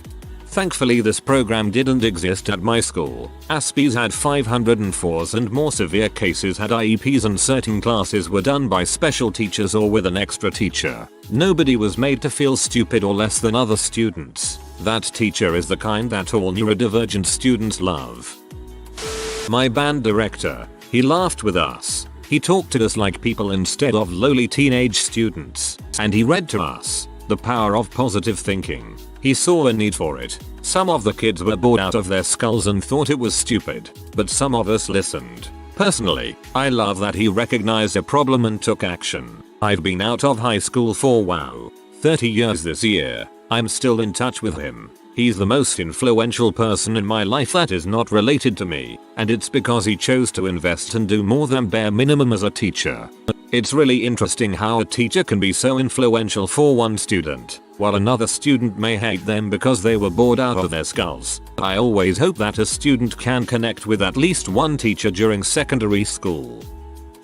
In my first year of high school, my class decided to play a simple prank on our English SOS teacher, by all laughing when he faced the board, and then stopping every time he turned around to face us. After a few minutes of this, he just left the classroom without a word. We all sat there, confused, until a few minutes later the assistant principal comes in and explains that we've really upset our teacher. He made us believe we'd seriously fricked up. Then our teacher walked in and pretty much went gotcha. That son of a bee had our respect from then on. My high school science teacher paused class to rip a student apart for bullying another student. Called it out as soon as it happened, in front of everyone, and that bully never went near that other kid again. We'll always remember that. Meanwhile, my elementary school teacher blamed a bullied kid for being bullied. We had a pretty cool and badass teacher in 5th grade. He was cool, made jokes, made lessons fun, but at the same time, didn't take crap. We had these really naughty boys in our class, like they pulled pranks, skipped class, bullied other kids, never turned in assignments or projects. One day they did something really bad, don't remember what it was, and it made our teacher really mad. I was like, this is it, we all about to be a bunch of witnesses. I thought he was about to put hands on these kids. This man was livid. He called the main instigator to the front of the class and just stared at him for what seemed like forever. And this kid was just like, not bothered, had an attitude. This teacher then starts talking, cool and calm, lecturing this kid about all the bad choices he's making, about how he needs to think about if those choices are going to get him anywhere in life, stuff like that. He brought that kid to tears. This kid, who thought he was the crap, oh so cool,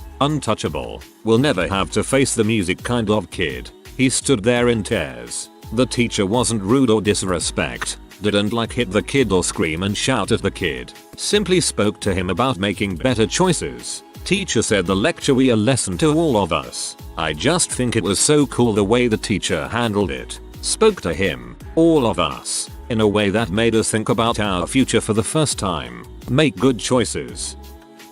It was small, but he told us he was going to be in a bad mood that day because someone stole his bike. Just treating us like people was something that was rare in that school. I love honesty like this. I remember my first math class in college. I didn't take any math my senior year of high school because I finished my math requirements my junior year. Anyway, the first math test hit me like a truck after never having to try in high school, and I scored in the low 60s. The next 3 tests, I learned to study and got 398s in a row. The last week of class, the professor, who was a hard boss by the way and would kick you out for having your phone out, called me up to her desk after class and said clearly you were having a bad day that first exam. So don't worry about that grade because I won't count it. It really changed my view of that professor. I had an English teacher back in high school that offered a mercy to everyone in the class. You could drop one assignment or test for the year. As someone who has blacked out when doing a speech 2 years before, I just told her to remove me from the speech list. I remember my 5th grade teacher had every student circle one book from the Scholastic Book Fair flyer. When the day came for the fair, if you didn't go to the library to purchase that book for yourself, she would buy it with her own money to make sure every student got to take a book home. I wouldn't have had any books of my own if it weren't for her. I had a teacher like that. I would have hand-me-downs from the 50s if I didn't get books like that, and I love that she did that. I had a principal in a new school I hadn't met yet because the first day of school at my new high school was my dad's funeral. He had no idea what I looked like, but he sought me out in the really crowded hallways and gave me a hug and his condolences. Never felt creepy, only cared about. He went on to local politics and became our mayor. Only time I have truly voted for the best person for the job and not the least objectionable.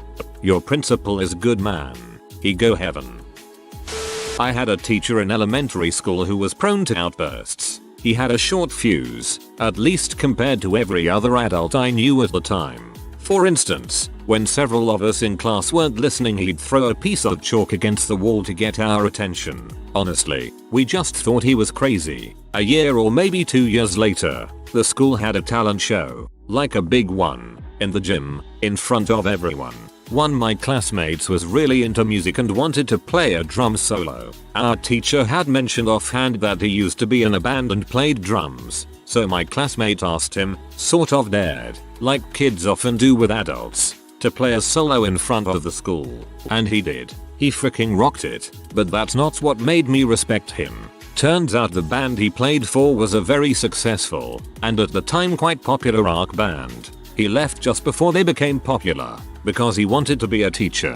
He chose teaching kids over the chance at fame and fortune, and didn't regret it. Edit. Decided to look him up and he's still a teacher, and doing very well. Made me smile.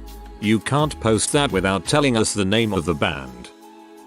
I had a professor that made it crystal clear that if we ever made an appointment and didn't show up, he'd take 5 points off of our final grade. I tried to find him during office hours and he wasn't available. I told him that I deserved an extra 5 points because he wasn't available when he said he would be, and he gave it to me in the interest of fairness.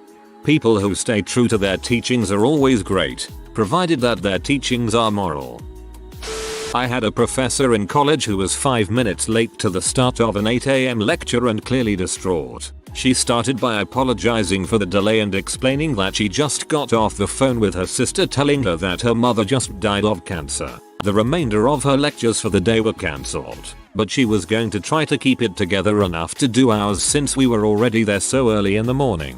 I respected that she decided to give us the lecture we had come for despite being in the immediate shock of mourning a loved one and being vulnerable enough to tell us. I had a teacher in the 6th grade who gave me a C+ on a poster project that I turned in. When he saw my disappointment, he asked, "What grade do you think you should have gotten?" I thought for a second and said a B+. He immediately scratched out the grade and gave me a B+.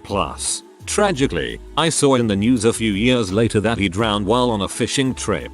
That got to me.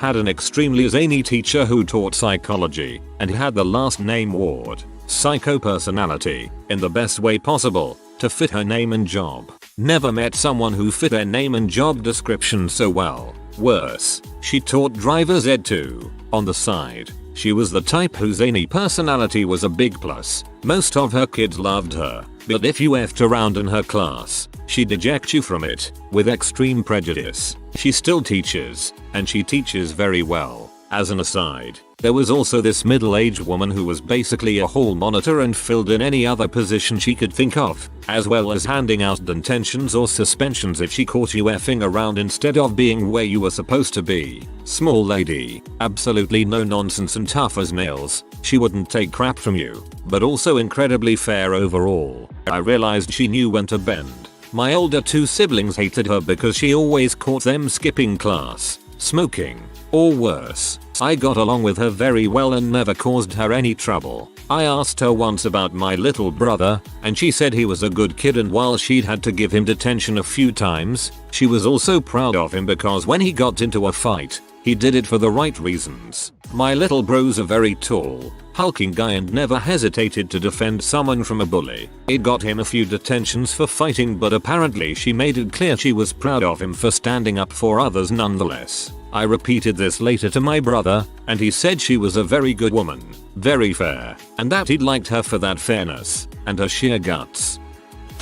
My astronomy teacher in high school was a textbook nerd. Glasses, bow tie, mustache, pocket protector, the whole deal. There was a group of senior girls that would mock him mercilessly. One day, He noticed a pack of cigarettes hanging out of one of their purses. As he walked by during his lecture, he reached down and pulled one cigarette out of the box. He proceeded to insert the tip of the cigarette into his nose and continued the lesson like nothing was wrong. This dude must have kept that cigarette hanging in his nose for 30 minutes without mentioning it once. At the end of class, he casually walked back to the girl's desk, grabbed the pack out of her purse, inserted the nose cigarette, then shook the pack and handed it back to the girl without a word. It was such a baller move. Rock on, Mr. Keith.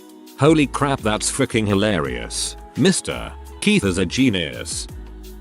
I had been put in a lower set due to class capacity issues. He started off with a speech around what we would be learning this year and then assigned work to the class. After that he walked up to me and gave me a big book with the syllabus and told me he knew I'm too smart for this class and instead of following what the class does he wants me to work through the syllabus at my pace, faster than others being implied, and he would come and check on me after assigning work to everyone else. He said I could do lots of little each class but I needed to finish the book by the end of the year. Super duper motivated me to smash his class. I had a principal in high school that was extremely strict and was always looking to get people in trouble. It got to the point where everyone knew that even the teachers hated him, but none of them ever said anything about it because they didn't want to lose their jobs. Well, there was this one kid that was being accused of something he didn't actually do, and one teacher decided she'd had enough of the principal's balls and stood up for the kid. She was an amazing teacher and of course he fired her at the end of the school year. That didn't stop her from coming to my class's graduation the next year though. There was one other teacher that would make comments about the principal in class and insinuated his hatred toward him. Nobody snitched, and at the end of the school year on his last day of teaching, he wrote a note saying he quits because of the principal and left it on his desk and never returned. Love that man.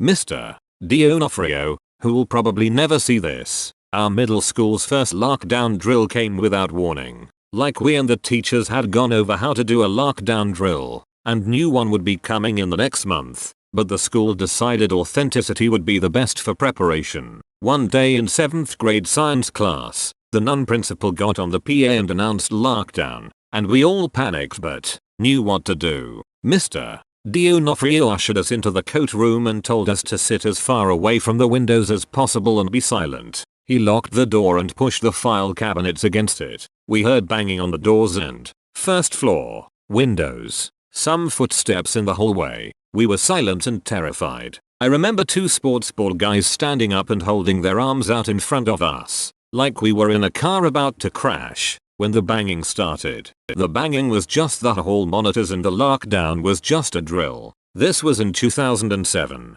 before school shootings were an epidemic, and it was my first lockdown. When it was over, Mr. D shed a few real tears while we helped him move the desks and cabinets back. For the rest of the class, less than 10 minutes, he told us each how he loved us all and would do anything to protect every one of us no matter what. He was really shaken, just like we were, but he never tried to hide it. Nobody in the class made any jokes about him being gay for crying or telling us he loved us. We all saw a grown man experience real fear and courage, and every one of us respected him for it. After that, nobody ever was disrespectful or talked over him in class. I was in college and my teacher ran in about 10 minutes late. His excuse went something like this. Sorry I'm late guys. It's not really important. Yeah, just that. Me, a smartass. Godzilla? Him without missing a beat. Nope. Mothra. A small thing like a sense of humor is nice. Had a science teacher. He was absolutely terrific. A great teacher. A great everything.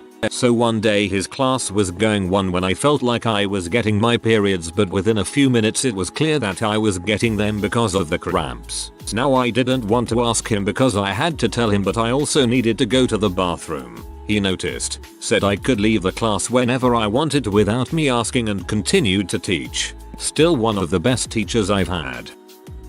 My 4th grade teacher would have a classroom yard sale every year after she did her annual spring cleaning. Her daughter was about 13, so the things she'd recently outgrown would be age appropriate for us. I'm aware this wouldn't work out every year, and I'm not sure how long she taught at our school, but she told us it was a regular thing. We didn't have to pay for them. If we needed or wanted something, we could have it. There was some sort of lesson incorporated into the yard sale, how to trade or value money or something like that, so we didn't feel embarrassed if we needed a few more things than the other kids did. I wish I could remember exactly how it worked, but this happened in 1994. She was an all-around great teacher. Thanks, Miss Farrell, whose name I've probably misspelled. Your class was fun.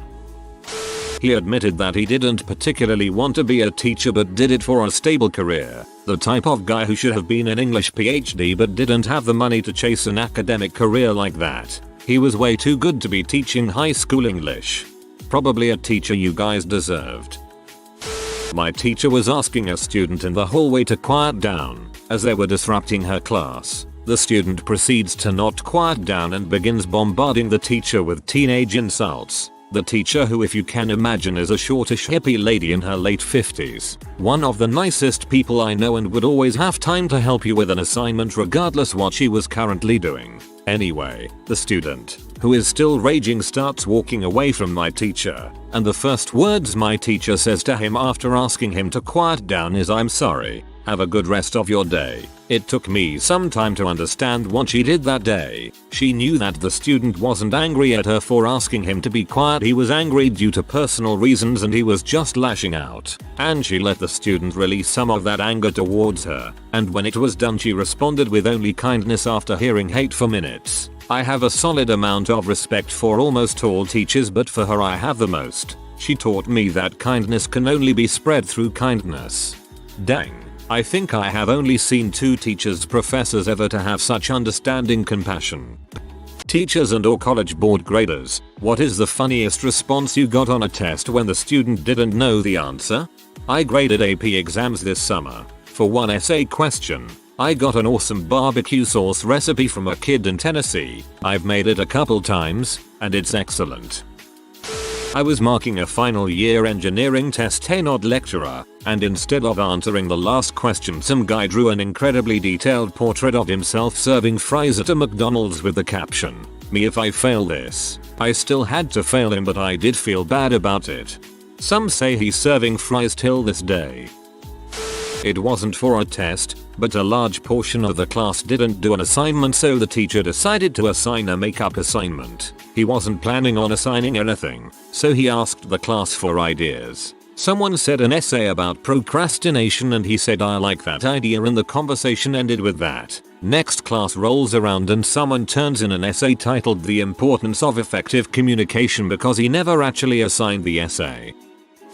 I was helping a teacher grade back in high school, and I was grading a kid's geometry quiz. The question was a 2-column proof and it asked him to prove that one side was congruent to another based off of 2 triangles being congruent. Had to prove the 2 triangles were congruent first. This was his whole answer. Triangle ABC is congruent to triangle BCD because they kinda look the same. Side AB equals side DB because they're both 3 eraser lengths long. Frick, proofs so much. Those things were impossible. Just another student. We had a test which involved a sex education part. The question was, what are 2 causes of infertility in males? His response, lack of penis. He tried to argue that he wasn't wrong and somehow got a mark. College level physics exam asked for a brief description of Maxwell's theory. The instructor shamed the student by reading aloud his answer, good to the last drop. As a teacher's assistant in my high school grading chemistry tests, for one question which read, convert 1 meter into mm, one student had converted meters to yards to feet to inches to centimeters to millimeters rather than just multiply by 1000. My high school teacher would always encourage us to write funny answers down if we didn't know anything. She found marking tests extremely boring, so if we could make her laugh, we'd at least get 0.5 of a mark on it. Same, but without the points for a wrong answer. That is actually what prompted this question. My AP Euro Hist teacher encourages funny wrong answers. Go to come up with substitutions for a lot of wrong answers. The student knew the answer, just didn't know how to spell it. I taught history and showed a video clip of Ronald Reagan's famous Mr. Gorbachev, tear down this wall. In a later quiz I asked students to write down this quote with my favorite response starting Mr. Gorbachev. I had one ESL student who couldn't quite get the hang of changing singular nouns into plurals. I have a pen got him full marks on the unit test. I have two penis did not.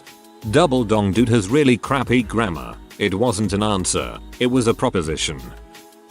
Saw a post on Reddit where someone drew a picture and got credit for it for a test answer, so I did the same thing on my next science test. Teach told me that my drawing of a giraffe was garbage and gave me nothing. Should have told him his test was garbage. I was student teaching first grade and was quizzing a student on sight words. The word was horse and he said W.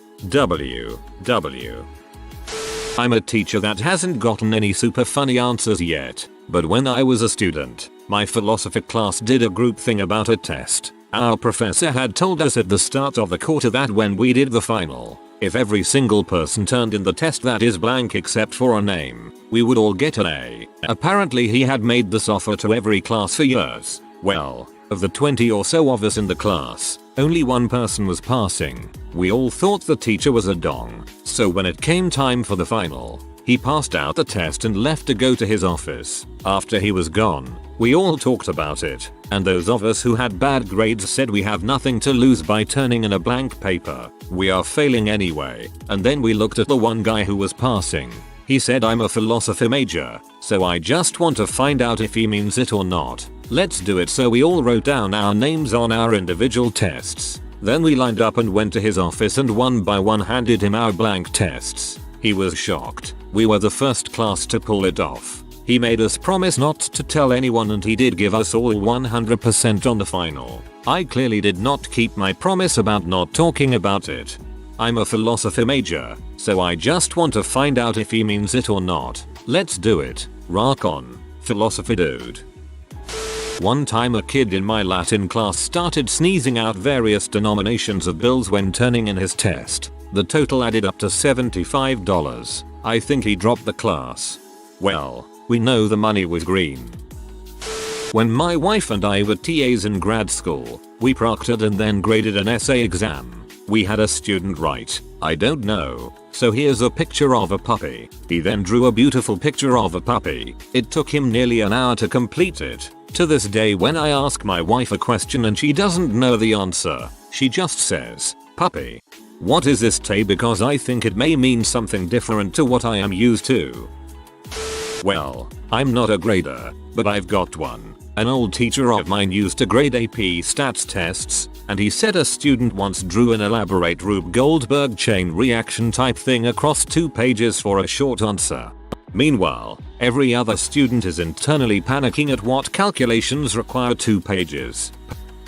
Not me, but a classmate of mine. In my 8th grade social studies class, the teacher offhandedly mentioned necessity is the mother of invention. On the test, one question was is the mother of comma. My classmate wrote Mary is the mother of Jesus. We were all really upset that he didn't get credit. 8th grade free response question. Explain how the United States acquired the Louisiana Purchase. My answer, the United States purchased Louisiana. I received full credit. They paid Napoleon with money. Got to teach a technical theater class and gave a quiz at the beginning to see what the kids knew. One of the questions was name a good conductor. I was looking for a metal conductor like copper or brass. Ended up with several answers like Leopold Stokowski, Leonard Bernstein, and several famous composers. We all had a good laugh when we went over the answers. You probably should have clarified. In high school we had to fill out forms. Next to sex, I wrote not yet, totally forgetting they were asking for gender. A bit different, not quite a test. Class was reading a play in English Lit during junior year. We were rotating parts between students through the various acts. Point being that we did actually have parts, so people weren't necessarily focusing on the story as much as they were on when it was going to be their turn.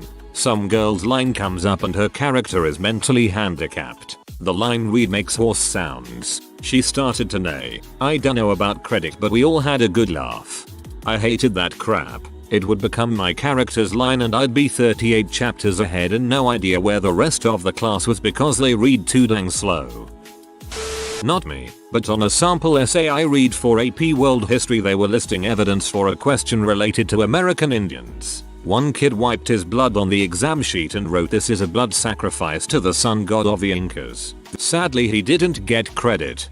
Sun god prefers beating hearts to blood. Be glad that all that happened was him not getting credit. The sun god could have gotten angry and left the world in eternal darkness.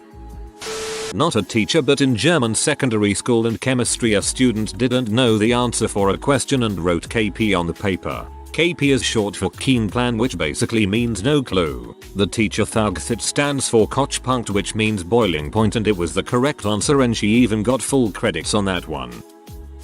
I took a philosophy class in high school. For the final paper we had the option to write an essay arguing to the teacher that we were not a figment of his imagination.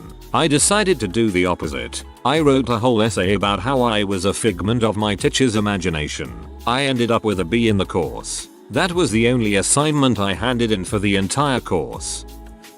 When I was a sophomore in high school, I was in a biology class, and the very first test I was clueless. At this point in time, I didn't quite know the teacher or his style or anything about him, really. So naturally, clueless on the essay question, I decided to go meet her and write a speech about how I was bombing the test. I compared it to Harry Truman deciding to nuke Japan, and how that was thought to save lives. By my own nuking of the test, who knows, maybe I could do the same. I got a call from my mom later on. He didn't like it. In fact, he decided to interpret it as a bomb threat. Needless to say, it was a rough semester. He decided to interpret it as a bomb threat. I can't stop laughing. I was one of the last classes to take a hotly contested statewide standardized exams. In its dying days, some big muckety muck decided it would be a great idea to add a science portion to the exam. Their mistake was telling my class that we were the first class to take it and therefore were simply testing if it was useful for the school board, and our results on that section would have no bearing on our final test results. The question was something like, Susie and John have a heavy box. They need to put the heavy box on a shelf but it's too heavy. They have several pieces of wood, a handsaw, a pulley, etc., etc., etc. Design a system for moving the box to the shelf and explain why this works in scientific terms. My response: Susie and John could do many things. They could build a lever, as you're obviously suggesting they do with the boards, but the box would likely slide back down the lever and kill Susie and John. Here is a drawing of Susie and John dead under a box. They could build a pulley, but I don't want to explain how that works. And also, if they're too small to reach the shelf with the box, how the frick are they going to attach a pulley to the roof? Drawing of Susie and John looking sad as their parents yell at them for screwing around with the garage ceiling. My recommendation is that Susie and John open the fricking box and move everything individually like normal human beings. Picture of Susie and John high-fiving and saying gee willikers. We did it. Since the test was unscored, I never found out how they liked my solution, but I hope I gave some old ladies a few conniption fits. That science portion, I was one of the lucky shoots who got to test it out on the 4+ HRACT exam. Nobody had told us ahead of time and it had never been tacked onto one I'd done before. I was so pee. They did grade ours though, so I couldn't just walk out. Not a teacher or anything, but here's a related story. An acquaintance of mine didn't know what to do on a Spanish 2-unit test, so he attached a $20 bill to the test when he turned it in. He never saw it again and received an F, but it didn't bother him. Kid was balling out in drug money. Phew, that's a receipt. Not exactly an answer to the prompt, but at my high school, thanks to my friend, we now have the AP Stats Challenge. Get a 5 on the test while writing the entire free response portion in haikus and only haikus. So far I think 5-10 people have pulled it off, and it definitely made the test a lot more entertaining for me. I used the same 5 haikus for every poetry assignment in all of my school classes, 5th grade through college. Always got an A. Only really did work once. It was glorious. Not a teacher, but in AP Physics 2 on a practice test, so naturally I didn't care as much. When asked to solve for the mass defect, I explained how mass effect drives work in great detail as well as different uses. I think my teacher liked it because he wrote "This is my favorite store" on the Citadel instead, marking it wrong. Funny this comes up as I am writing a year 12 ORS physics assignment comparing Mass Effect to Halo in terms of how realistic their methods of travel are. Not a grader, but on the AP exam for world history, a friend of mine, rather than actually write an essay on one of the assigned topics, described the plot of Mulan. That is my second favorite story involving her. For one of my AP English essays, I spelled out "help, I'm trapped in an AP test facility" down the left side of the page. I received a 4/5 for the exam. Purposefully easy extra credit question asked, "Who is your favorite founding father, and why is it Alexander Hamilton?" I responded with Aaron Burr and drew a short stick figure montage of their famous duel. Knew the answer, but decided to be flippant regardless. Still got full points. Once on an endocrinology exam I was sitting. The last question required everyone to reference 5 RCTs published in a journal in APA format. No one had been told that anything like this would be on the exam, and obviously no one is going to remember all the authors of a study off the top of their heads. So being my frustrated self, I referenced "How to Be an Absolute B" by lecturer's name. 2 weeks later I got called into her office and was made to apologize and told not to do this again. I'm sorry that you're a B. There's a subject in England called General Studies. It's the only core subject at a level. 90% of universities don't count it towards entry, and 100% of the top universities don't. So it's basically a wasted 2 hours of your life. My General Studies paper consisted of me writing out the lyrics to every WWE entrance theme I could think of. We don't actually do General Studies anymore. Year 13 now. I'm the student in this case. I'm taking AP Calculus, and it's absolutely kicking my butt. When I didn't know an answer, I wrote a prayer to the God of Math. "O Lord of Math, grant me thy favor, that I may understand this, thy holy work. For I am as yet powerless before your tests, and weak in my calculations. Amen." I got 1/2 credit. Not a grader, but on my AP Calc test last year there was one question that I had no idea WTF they were even asking. After staring at it for about 10 minutes I gave up and drew a portrait of the proctor surrounded by velociraptors and climbing up a rope from a helicopter. I like to think I got at least partial credit for that. I did something similar. I just completely blanked on a calc question. So I drew a picture of a cat and wrote, "I don't know what to do here. So here's a kitty." My professor wrote back, "Kitty says, find the derivative and expand." I'm not a teach mantra of the topic here, but I was taking a film history and appreciation class at college and came across this question. What is a camera obscura? My answer was, the type of camera a hipster uses. I got no points, but my professor said he got a good laugh out of it. Biochemistry exam. There was a complicated synthesis question. How would you produce X? That the student answered with blood magic. The answer was written in blood. I asked about it later. The student had gotten a paper cut when taking the test apparently.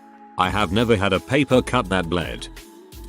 Test included reading a map of Rome and finding your way around using coordinates. QN. How can you get to the Colosseum from the starting point? Plot out a route on the grid provided. And I don't need the grid because I've played Assassin's Creed Brotherhood enough to know where I'm going. Sigh. Should have written back that he couldn't fast travel. In Spanish, we were doing the food kitchen unit and basically had a question like it's what you use to wipe your mouth. I knew we definitely had a napkin word at the unit la servileta, but couldn't remember what it was, so I wrote down la mano, hand. It was marked wrong and the teacher just wrote number. You could also say manga de la camisa, shirt sleeve. I got one from both sides of the spectrum. Once in advanced calculus, the final question was something which I had no clue how to answer, so I just wrote in the entire space 7. Turned out 7 was the correct answer, however I got no credit for it for not showing any working. As a marker at university, I was going through the tests and a question was, accounting. Describe a transaction which causes a decrease in an asset and also equity. A student's answer was a building caught on fire and got destroyed. Technically he was correct, although it wasn't really a transaction, more an event.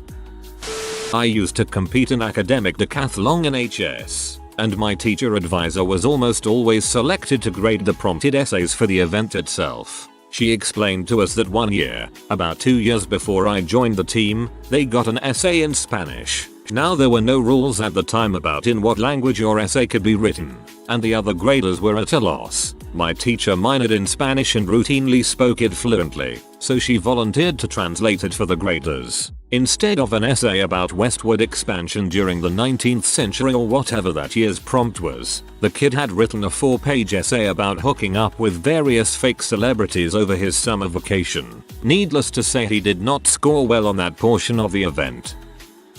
On a quiz in Bio 2 it asked what group a certain organism was in. I didn't know, so I put Blue Man Group. My Tay apparently liked it because I got the point anyways. I don't know why this is so funny. Question: what are your opinions on sex before marriage? 16 marks. Answer: I wouldn't buy a car before test driving it. Q: what is X? A: it's certainly not. Y. Q: state the differential and integral form of Hooke's law. A: the differential and integral form of Hooke's law. Full credit on each. In 12th grade, me and a buddy of mine, let's call him Tom, were both in the same calculus and vectors class. I had already decided to major in history at university, so my mark in this class didn't mean too much to me. Anyways, during the exam I got to a question which asked me to graph the derivative of a given function.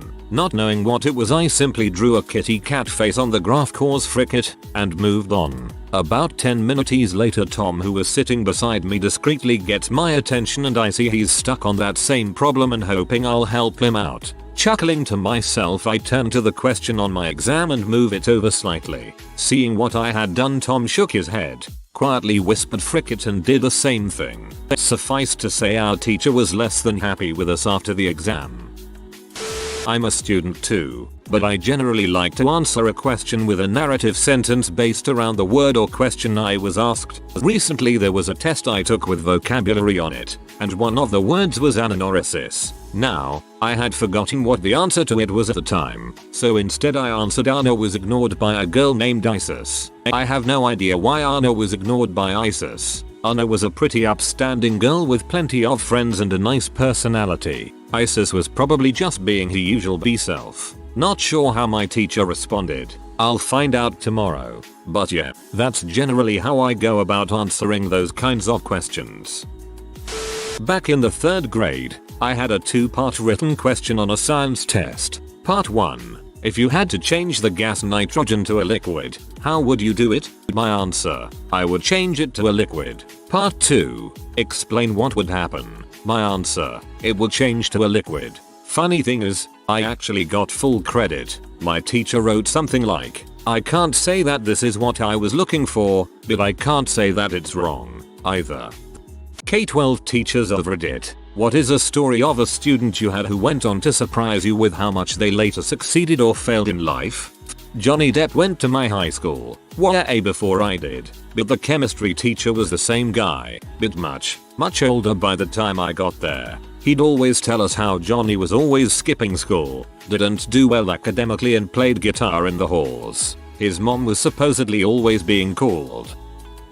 Not my story, but my grandma's. She was a middle school English teacher and had this one student who was problematic. He was well known as a troublemaker and a bully. My grandma was a pretty strict teacher, so she didn't take his crap. She had to take disciplinary actions on multiple occasions, so it's safe to say he was not a fan of her. But my grandma was always able to see his potential, and she didn't want him to waste his life. Flash forward about 35 or 40 years. This student got a hold of my grandma's email address and contacted her. In the email he stated how he has had a very troubled life and had past problems with the law. He then said that he remembered back to her English class and how she was the only teacher who ever pushed him to be a better student and person. It ended up that those memories gave him motivation to turn his life around. He cleaned up his life and was able to get and hold a job. He wanted to thank my grandma for being the only person who ever believed in him and pushed him to be a better person. It definitely made my grandma happy to know that even if it was decades later, she was able to help give someone self-worth and a second chance at life. This is why having competent teachers matters. I had a student come mid-year to my 8th grade class because she was in the US for medical treatment following an awful pickup accident in her country where she was dragged down the road. She lost most of one leg and the other from the knee down. Her first week she came in a wheelchair and became very popular since only she and a helper could use the school elevator. The rest of the year she graduated from wheelchair to crutches with prosthetic legs, then a cane, then was able to walk without help. She went camping with the class having no problems on uneven terrain. I saw her again after she graduated from high school and she told me how she now drove her nephews and nieces to school. I was so proud of her and all she had overcome. This is so awesome. I'm glad that she overcame her injury and was able to drive. Had a student who was one of the most undisciplined, uncontrollable people I had ever met. He probably had several undiagnosed learning disabilities and had no regard for any kind of social norms, both in interactions with teachers and peers. He would wander the halls, barge into classes that were not his own, and attempt to engage in conversation with teachers in the middle of their lessons. He would have loud outbursts, sometimes off song, sometimes just to hear the sound of his own voice. On a few occasions, he would remove his shirt in class and lewdly rub his nipples. This is just the stuff that immediately comes to mind. Every day this kid would act out in some new, creative way. He also happened to be an extremely talented singer and performer, and last year, his junior year of high school, he auditioned for and got a role on a show on a streaming service. I'm hoping the tutoring they provide him is more effective than traditional schooling, and that he gets his behavior under control. Otherwise his success may not last long. My neighbor taught chemistry in high school for almost 10 years. In particular, she recalls a student of hers who got perfect scores on almost every test. She was a hard worker and could be seen constantly studying. Ironically, despite her being a nerd, she was pretty popular and had lots of people around her. 2 years later she failed her senior year. It was discovered she had multiple accounts of drug abuse and had run away from home. It was a huge scandal, as the school my neighbor worked in was a prestigious and highly competitive private school. To everyone's surprise, 2 years later she came back to the school. After going to rehab and therapy she was a whole different person. She repeated her senior year and managed to graduate with excellent grades. Now she's happily married after graduating from college. I'm glad she got a second chance and turned her life around. Sucker for happy endings. One of my professors has this story. She is a creative writing professor. She went and got her MFA in writing with a few guys who were writing this play. She said that they goofed off and never took their work seriously and they asked her to write with them. She figured them to be losers and turned them down. So now she's a creative writing adjunct professor, and her classmates, those guys, have their own animated series you might have heard of, South Park. I met an older woman at a bar once when I was living in Colorado. She was a classmate of Trey Parker and Matt Stone. She had some neat stories to share, like how the school guidance counselor in South Park is the exact same character as one of their teachers they had. There was a kid I grew up with who was a bully crazy kid. He was constantly in fights in elementary school. His mom was called almost every day, and he was on Ritalin 2x a day and he was still a handful. 8th grade he suddenly decided not to be a psycho. He got great grades and studied hard, was a straight A student all through high school. My family always joked that he was so smart he would either be a supervillain or the president. He had the potential for both equally. Now he's married with kids and helps people manage their money. If you had asked me in 6th grade what his life would have been like as an adult, I would say he would be in jail for aggravated assault. LOL. I work in a delinquent youth placement. We'll call this student Bob for anonymity. Bob had problems, authority issues, substance abuse, aggression, raised in the streets inner city minority kid. Bob wasn't going to see the age of 30 if he didn't get arrested. Nothing out of the ordinary for our facility. Over months and months we get Bob doing better. SAR counselors, staff members, teachers, therapists. He's working as a student worker and making money. He earned his GED. He even enrolled in community college in his hometown. We were dang proud when he left our facility and got a part-time job between classes. Fast forward a couple months. One of our staff members does a recidivism check. Is Bob doing okay or in jail again? Bob was shot by a rival of Bob's former gang for being in the wrong place at the wrong time. He died at the hospital. He wasn't even 20 yet. Not a teacher, but I have a relevant story. You know the show Scrubs? Well, the creator of that show went to my high school, and I was a big fan of the show when it was still good, and I tracked down one of his teachers, specifically his creative writing teacher. He told me that his former student was a C student at best and was solidly mediocre, so that's kinda funny.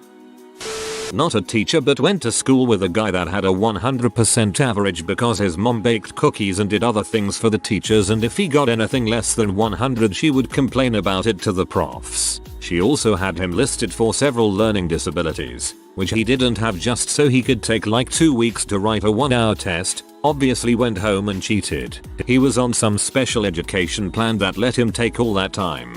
He was genuinely a really smart guy too, but his mom put too much pressure on him. He got into the best university with a full ride, flunked out first year. Since then, he's dropped out of like 4 other unis after a semester in each. He now works full-time at a Tim Hortons as a cashier. It's sad, but karma is a B, because his mom used to always put down other kids by saying stuff like, "You must feel really bad. Son's name got the highest average and you were only second highest. Don't worry, not everyone can win." She single-handedly probably ruined his life. Her poor son. He never had a real chance at growing up. I hope he is doing okay emotionally. There is a kid I taught in an English center here in South Korea. His name was John, and it was for a debate class. John was good at debating but way too cool for school. He was in 7th grade or so and was getting to that age where he didn't give a crap. I really wish he actually tried and released his potential, but alas, wasted. Come a few years later and I run into him on the streets. I actually didn't recognize him, but he came up to me and was very excited. It was kind of surreal because he was never really excited to see me. He thanked me for teaching him debate and he had just won a national competition. I was very proud of him. Sadly, that's the only time I ever saw him again. I'm sure he's just fine. I taught at a high school. I had one student who was incredible in school. She had an awesome family, involved in clubs, and was extremely shy. She was going to Brown or Princeton and wanted to be a civil engineer. Open up P-Hub the other day and I'm pretty sure she's a cam show girl. If not, this chick has a doppelganger. This is not mine, but my grandpa's. I don't know if this story counts, but I'll say it anyway. There was this child actor who needed to act like an architect in a movie he would be in. My grandpa was still teaching at the time and is an architect, so he had the kid in his class for a while to learn. That kid was Tom Cruise. Big if true. Jokes aside, props to your grandpa for helping the kid pursue his dream. If it weren't for him, it is possible that there could have been no Tom Cruise movies or Mission Impossible out there in the limelight today. Not a teacher, but had a guy a few years ahead of me in HS. Dude was the closest thing to a genius I'd ever seen. Total recall. Just absorbed information and hung onto it. He got a perfect score on the ACT and got into a pretty prestigious Midwestern University medical program. Last I heard, he dropped out after developing a coke problem and can't hold a job down. Young girl, very smart but no Einstein. They removed her from her school and put her in the center-based gifted program for the super smart. The teachers there promptly ruined her, as they did all the kids in that program. None of them were truly challenged, given a curriculum that allowed them to pick and choose what they wanted to study, which taught nothing about hard work or slogging through the difficult parts, and brainwashed all the kids, their parents, and everyone else in society were the equivalent of low IQ monkeys compared to their genius and not worth their respect. She graduated high school with high marks because they were pampered and indulged. Big college, where it's actually hard, and you actually have to study and people don't constantly praise you for being amazing. She lost her mind, couldn't keep up with the other students, didn't know how to work for grades, and convinced herself her high school BF would cheat on her if she didn't go home and be with him. She dropped a full ride scholarship in the first year. They broke up, of course, and she ended up managing a rap group that was going nowhere. fell into drugs and a bad crowd and now works as a cashier. Coached a kid in football his freshman year. One night at a varsity game we caught him in the woman's restroom with a bottle of alcohol. He's now in the NFL. If I may ask, who is it? Of course, this is another one of those not a teacher posts, but I do think I count as a failure story. As a child, I had a knack for learning things quickly, and I was very passionate about reading and studying. Learning basically anything was exhilarating for me, and I absolutely loved school. In 5th grade I had an excellent teacher. I got on with him well and he seemed rather proud of me. He worked to get me in an advanced learning program. Last day of school he told me how he looked forward to seeing how far I would go, and went as far as saying he wouldn't be surprised at all to see me as valedictorian someday. Not long after that, my mother and stepfather both started heavily drinking. They both were exceptionally cruel to me in their own ways, and I quickly learned that nothing I did would matter to them, and that they would always see me as a failure. My self-esteem tanked. Depression settled in. The sexual abuse I suffered both before and after that time really started affecting me in strange ways. I quit caring, my grades tanked, and I was certain I would kill myself before I turned 18.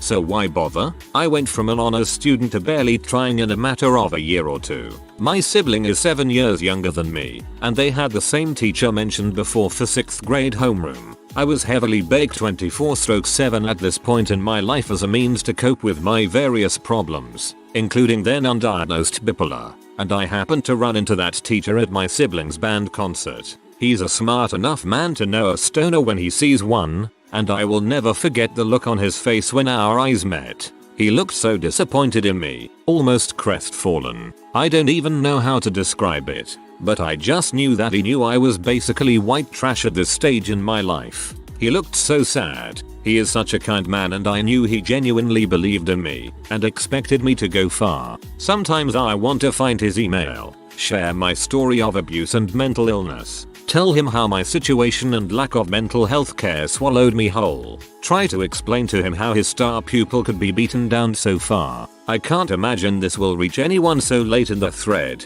but I guess I wanted to get this off my chest. I'm doing better these days, after several years of therapy and mixing and matching drugs with my doctors, but I still wish I could have achieved even half of what this man saw in my future. Thankfully my health is improving by the year, and I am in a loving, stable marriage, but I haven't held a job in years and only barely graduated high school in a state with the second to last worst education in the nation.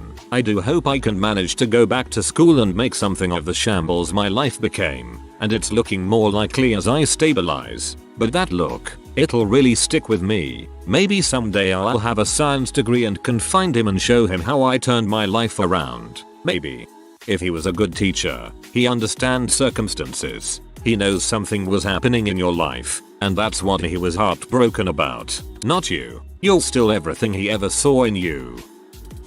Not a teacher, but I think I'd be one of those success stories. Growing up my teachers all told my parents I'd never succeed or accomplish anything. My music teacher told my parents to take my instrument back to the store before paying too much for it since I'd never be any good. We couldn't afford private lessons. In high school the vice principal told my mom I wouldn't even manage to graduate and was destined to drop out and end up in prison.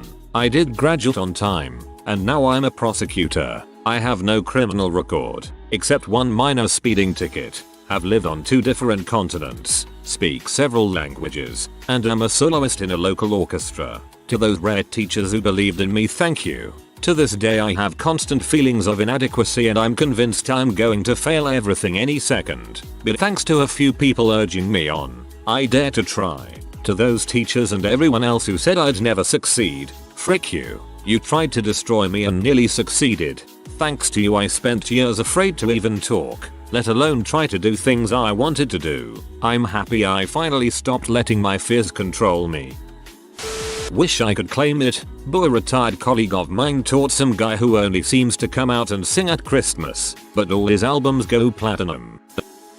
As an adult, died in a police shootout following a manhunt for murder. I looked up his very distinctive name on a whim and there were a few articles about him. As a middle schooler, he was rude, ran a gang of bigger boys, and was a great athlete. His mom, single and never came to parent-teacher meetings, was about my age, and I was an undergrad. You do the math. Wasn't allowed on sports teams because of his grades, so I suppose could never channel that energy or get a strong authority figure. The school was in gang territory. Students dumbed themselves down to fit in. Made me think about how sometimes the odds are just so stacked against you through no fault of your own. I used to work for a company that took kids on wilderness trips for 3-4 weeks to teach them life skills, as an alternative to juvenile detention.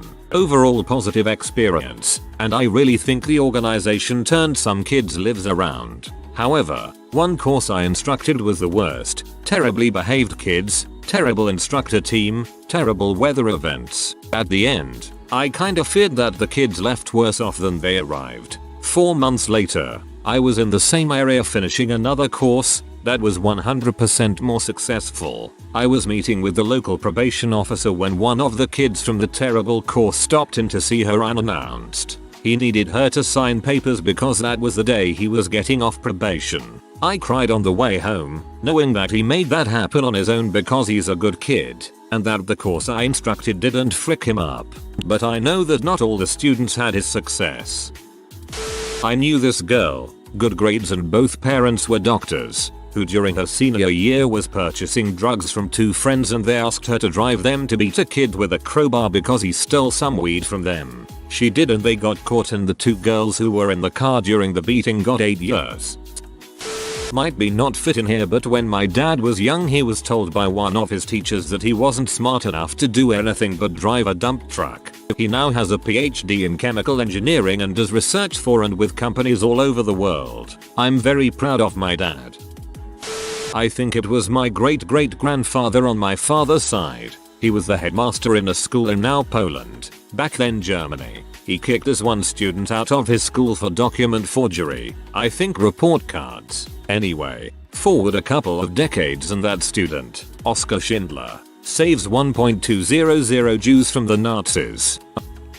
Unfortunately it doesn't surprise me anymore, but there are lots of stories about absolutely brilliant people with bad family situations who can't afford to go to college or other career program and have to work some entry-level job to support themselves without any help. I am pretty sure uncooperative parents under FAFSA has to do with some of the kids. I mean, it's sad for them, but it's also sad for the world because we as a society are losing out on the amazing doctors and filmmakers and teachers or whatever they would have been. My what would you do if you won the lottery dream is 1. Fund my own kids' college. 2. Pay off the house. 3. Create a scholarship program and track down some of my former students. Anyway, not that I want to imply they are failures because they aren't able to yet reach their goals, but it's surprising that we as a society educate these kids for 13 years. And then when some of the best and brightest we have to offer need to borrow a bootstrap to bring them to their full potential, they find almost nothing to help them.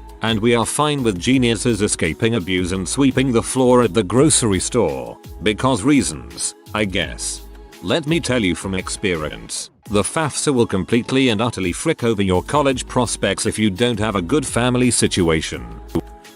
Not sure what a K-12 teacher is, but here goes. I used to teach a girl, aged 13, who came from a very wild family. Drugs, vandalism, absenteeism among others. Not many staff predicted a great future for her as her schoolwork was being held back due to family matters. Skip forward about 25 years and I bump into this girl with her mother. We gave each other a hug and she introduced me to her mother as the only teacher I could talk to at school. She then told me she had a daughter who was at university, about to graduate in law, aiming to be a barrister. Wow, what a cosmic change from her background. That ranks very high in my list of fantastic changes.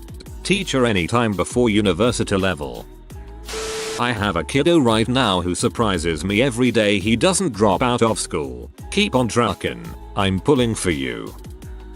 Not a teacher, but a classmate of mine, running back on our football team. I was a marching band geek and we were in the same class, so I saw basically every game of his. First team varsity his freshman year. Lightning fast, great vision, elusiveness, and a ton of raw power. First team all county, all state. By our senior year he had stacks of scholarship offers from D1 schools. Traditional blowbloods and newer powers. 2. Notre Dame, Florida, Ohio State, Alabama, LSU, Georgia, USC. Name a school they probably offered him. We were all convinced he was going to get a full ride to a big school and get drafted in the NFL before his senior year. Last I heard, he just smokes a lot of weed and works some menial job now. Such an enormous waste of talent.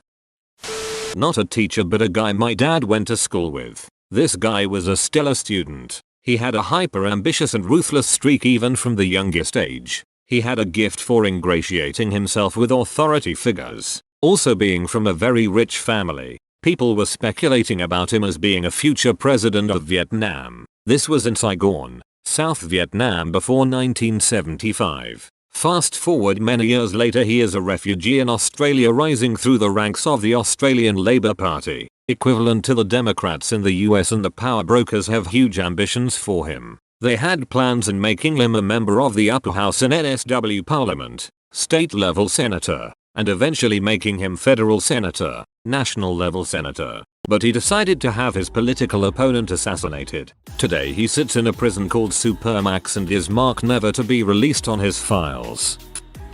This is basically the opposite what you asked, but I was a student bound to fail. After a brain injury, my doctors, all 5 neurosurgeons, strongly believed I'd never make it through college. Well, I needed a lot of tutoring, stretched a 2-year degree into 5 and barely scraped by with a 2.5. But I freaking did it. I did it. I lost almost everything I was good at in that injury. I lost most of my vision, got seizures, became extremely socially retarded and unable to read body language. Still struggle, used to be a swimmer and gymnast aspiring to go to the Olympics, but now can't stand on one leg without falling. My intelligence became stunted. I became very depressed and self-absorbed. I later learned this is common with brain injuries. To have narcissistic traits but not full blown. I was fricked. I still can't work. I'm honest to God a failure in almost every aspect of life except one. I'm a dang good artist and a quick learner with making things. I'm a freaking idiot but I know my limits. I know when I can't advance. So I focused on the one thing I know I can do well, and that's art. I was good at art before but it wasn't what I specialized in. Now, with everything being taken in that accident and taking a year to relearn basic sentence structure, another 7 to be able to hold a normality conversation, and a ton of gaming to get some basic hand-eye coordination down. I'm good at gaming and I'm good at drawing. I suck at a lot of things, but I'm hoping to teach art to inmates in prison so they get a second chance like I did. Someone to believe in them. I'm far from the best artist out there but I'm not terrible. I'm proud of it and it's what made me be accepted full ride into college. I have no aspirations to change the world. Led a big inspirational movement about breaking limitations because I was restricted. I pushed but I didn't beat my head against a wall on things I was physically unable to do. I'm happy being a nobody. I just want to help others get that same self-satisfaction purpose. Teachers who quit. When was the moment you realized that it wasn't for you? No me but my wife. She was an engineer at a good company on the East Coast. Left because she wanted more rewarding work. Soon after, she is doing clinicals at a school on the rough side of our hometown. She was the kind of student teacher who showed up early, ate lunch with the kids, stayed late, and followed up with parents. Anyway, some months and she has repeatedly had trouble with some students. They came from troubled homes and brought a lot with them into the class each day. She tried working with them one-on-one, working with the administration, and the parents. More than one set of parents said stop calling, and the administration told her to send them to the principal's office, where they could sit all day and focus on the good kids. Eventually, the futility set in. She was the only one who cared. Not the kids, administration, other teachers, or even their parents. She finally wore herself out after a couple years with no support at work and no one appreciating her efforts, except me of course. She's back in aerospace now. And the administration told her to send them to the principal's office, where they could sit all day and focus on the good kids. That's actually better than most schools. At my GF's school, admin's response was too bad. Deal with it until it rose to the point of having to call police. Touching students equals fired, so the only recourse in fights was to call the police, even on kindergartners. I worked in a high needs behavior class. I got hit, punched, scratched and spat on daily, but every day I went back and did my best for those kids. I was so battered and bruised that my husband wouldn't shop with me anymore because people would stare and sometimes even comment to him about his mistreating me. It was sickening, but I loved my job and every one of those kids. One day was called to the office to talk. It was Christmas time and things weren't great at home, and as anyone with kids knows, the holidays makes children especially high strung, so things were also wild in the classroom. My boss said you seem awfully stressed, and I thought how nice of her to notice, so I agreed that yes, I was struggling. She said you have 6 weeks to sort it out or I'll have to let you go. I was crushed. It literally broke me. 6 weeks to get less stressed? How does that even work? I found myself just showing up to show up, and I realized that wasn't fair for me or for the kids. 6 weeks later I get the call back to the office. I am congratulated on the amazing turnaround and sent back to class.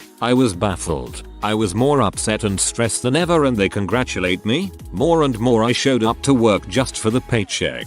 One day I just decided screw it. I wasn't a teacher anymore, I was a robot, fearful of showing any negativity. I quit that week. Never went back to teaching. My boss said you seem awfully stressed, and I thought how nice of her to notice, so I agreed that yes, I was struggling. She said you have 6 weeks to sort it out or I'll have to let you go. What the frick? Taught at a juvenile delinquent school, when the accusations of children required no proof or consistency, and to be exonerated took divine intervention. When a kid with a violent history a mile wrong swings a stapler at you, gashing your forehead because he was dared to, then as you restrain him until help arrives, you hurt his wrist. Then your school believes his story that I dropped the N-bomb to him, which caused the outburst, even though 2 other staff members saw the entire thing. And the school called the police and tried to have me charged for assault. Then your school believes his story that I dropped the N-bomb to him. I'm guessing the school admins don't really believe crap. They just fear parental lawsuits. I had a student, maybe 11 or 12, sitting with me and having pizza. I asked how her life was going and she says, well, my dad's a drug dealer, so he's always got people coming over to sell or buy drugs or play cards, so I can't sleep. My mom's dying because she has a hole in her heart and they can't fix it. And I have a boyfriend, but I'm afraid to tell my mom because she'll tell my dad and he'll beat me. Just normal, like this was everyday stuff. So, as a mandatory reporter, I go to my dean of students and tell him all this, and he just gets irritated and goes, yeah, but that doesn't excuse her behavior. That's when I knew I was done. When I realized that I was being more micromanaged every year. I expected a lot of oversight when I was a new teacher. I actually had more people watching my every move and every word after a master's degree and 15 years experience. I never had a single complaint. Parents and students loved me, even requested me. Administrators needing to justify their jobs were constantly in my classroom or calling pointless meetings to discuss pointless things. I spent less and less time teaching and more time filing out meaningless forms, responding to emails, and sitting through meetings. 2 16-year-old kids were facing each other. I had the classroom seats in a U shape and were silently challenging each other to fight while I was in the middle of a lesson. They suddenly jumped up from their chairs and came at each other with 8-inch knives with me in between them. I was pretty built, having been a stonemason's apprentice in college to help pay my way through. But these kids were both bigger than me. Without thinking, I grabbed each by their collars and shouted, sit down. I didn't start shaking until that evening. I was done a week later. I had a 6-year-old pull a knife on me while screaming, I will kill you. This was the culmination of a lot of various incidents with the same kid. What was most infuriating was the parents claiming they had the sweetest little boy and that we, the school, must be liars for saying otherwise. Eventually he was transferred to a special school after we filed a report on the various incidents. I felt really bad for the kid because when he wasn't freaking out over something, he would be the sweetest guy, asking a ton of questions and participating in the activities. But he was highly prone to snapping into hysteria. The incident with the knife happened in this after-school setting where the kids go to play and have fun. Apparently another kid had done something he disliked, so he was kicking and spitting on him when I pulled him away. He ran straight to the drawer and found a little kitchen knife. Due to his size, it was pretty easy to wrestle out of his hands though, so no harm done. I guess dealing with crappy parents was what made me change my career. This exhausts me as a teacher. No, you don't know better just because you pushed a human out from between your legs. Teenagers can do that. Parents should trust trained professionals like doctors and teachers. When did this shift occur? Because when I was a kid, if my teacher told my mom I did something wrong, there wasn't a question and I got punished anyway. I stopped when my annual review with the new program dean focused on the 10% of student reviews that were negative rather than the 90% that were positive. There are too many aggravations working against teachers. At the least, the administration has to have your back. Frick student reviews. Asking people who have no understanding of pedagogy to grade teachers. Frick that crap. Where I realized that I couldn't even escape teaching in my dreams. My life was so focused on teaching that every night I had nightmares about it, followed by the pain I feel in my chest from heart palpitations. My heart would constantly race and then stop altogether. Finally, when on the last day of Thanksgiving break, I realized I had cried every single day because I didn't want to go back to school. I was so low that I had planned my own suicide to get out of teaching, but I figured life had to improve if I just quit teaching. Even if I'd be another unemployed millennial statistic. I lasted 15 months. The only thing that makes me feel a little better about the situation is that the retired cop who replaced me only lasted 3. He had been an officer in the same city I was teaching. When the corporate job offered me 3 times the salary and a 12% annual bonus. Now, my kids can afford to go to the college where dad used to teach.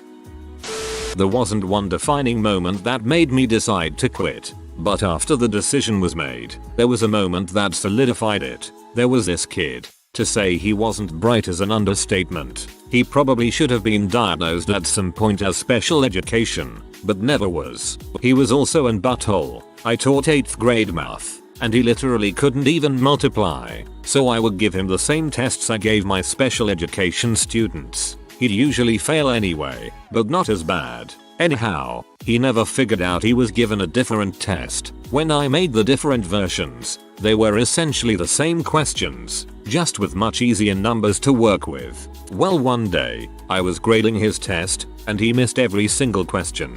Weird thing was, he had all the correct answers to the normal test. However, he showed no work, so there was literally no way with the numbers he had, he could get the answers he got. So I called his mom in. I had to stay like an hour later than normal to meet with her. I presented her the evidence, which most people would find pretty convincing. She just turned to him and said, "Did you cheat?" He of course denies it. Then she looks at me and says, "You say he cheated. He says he didn't." I don't know who to believe. I got up and left right then.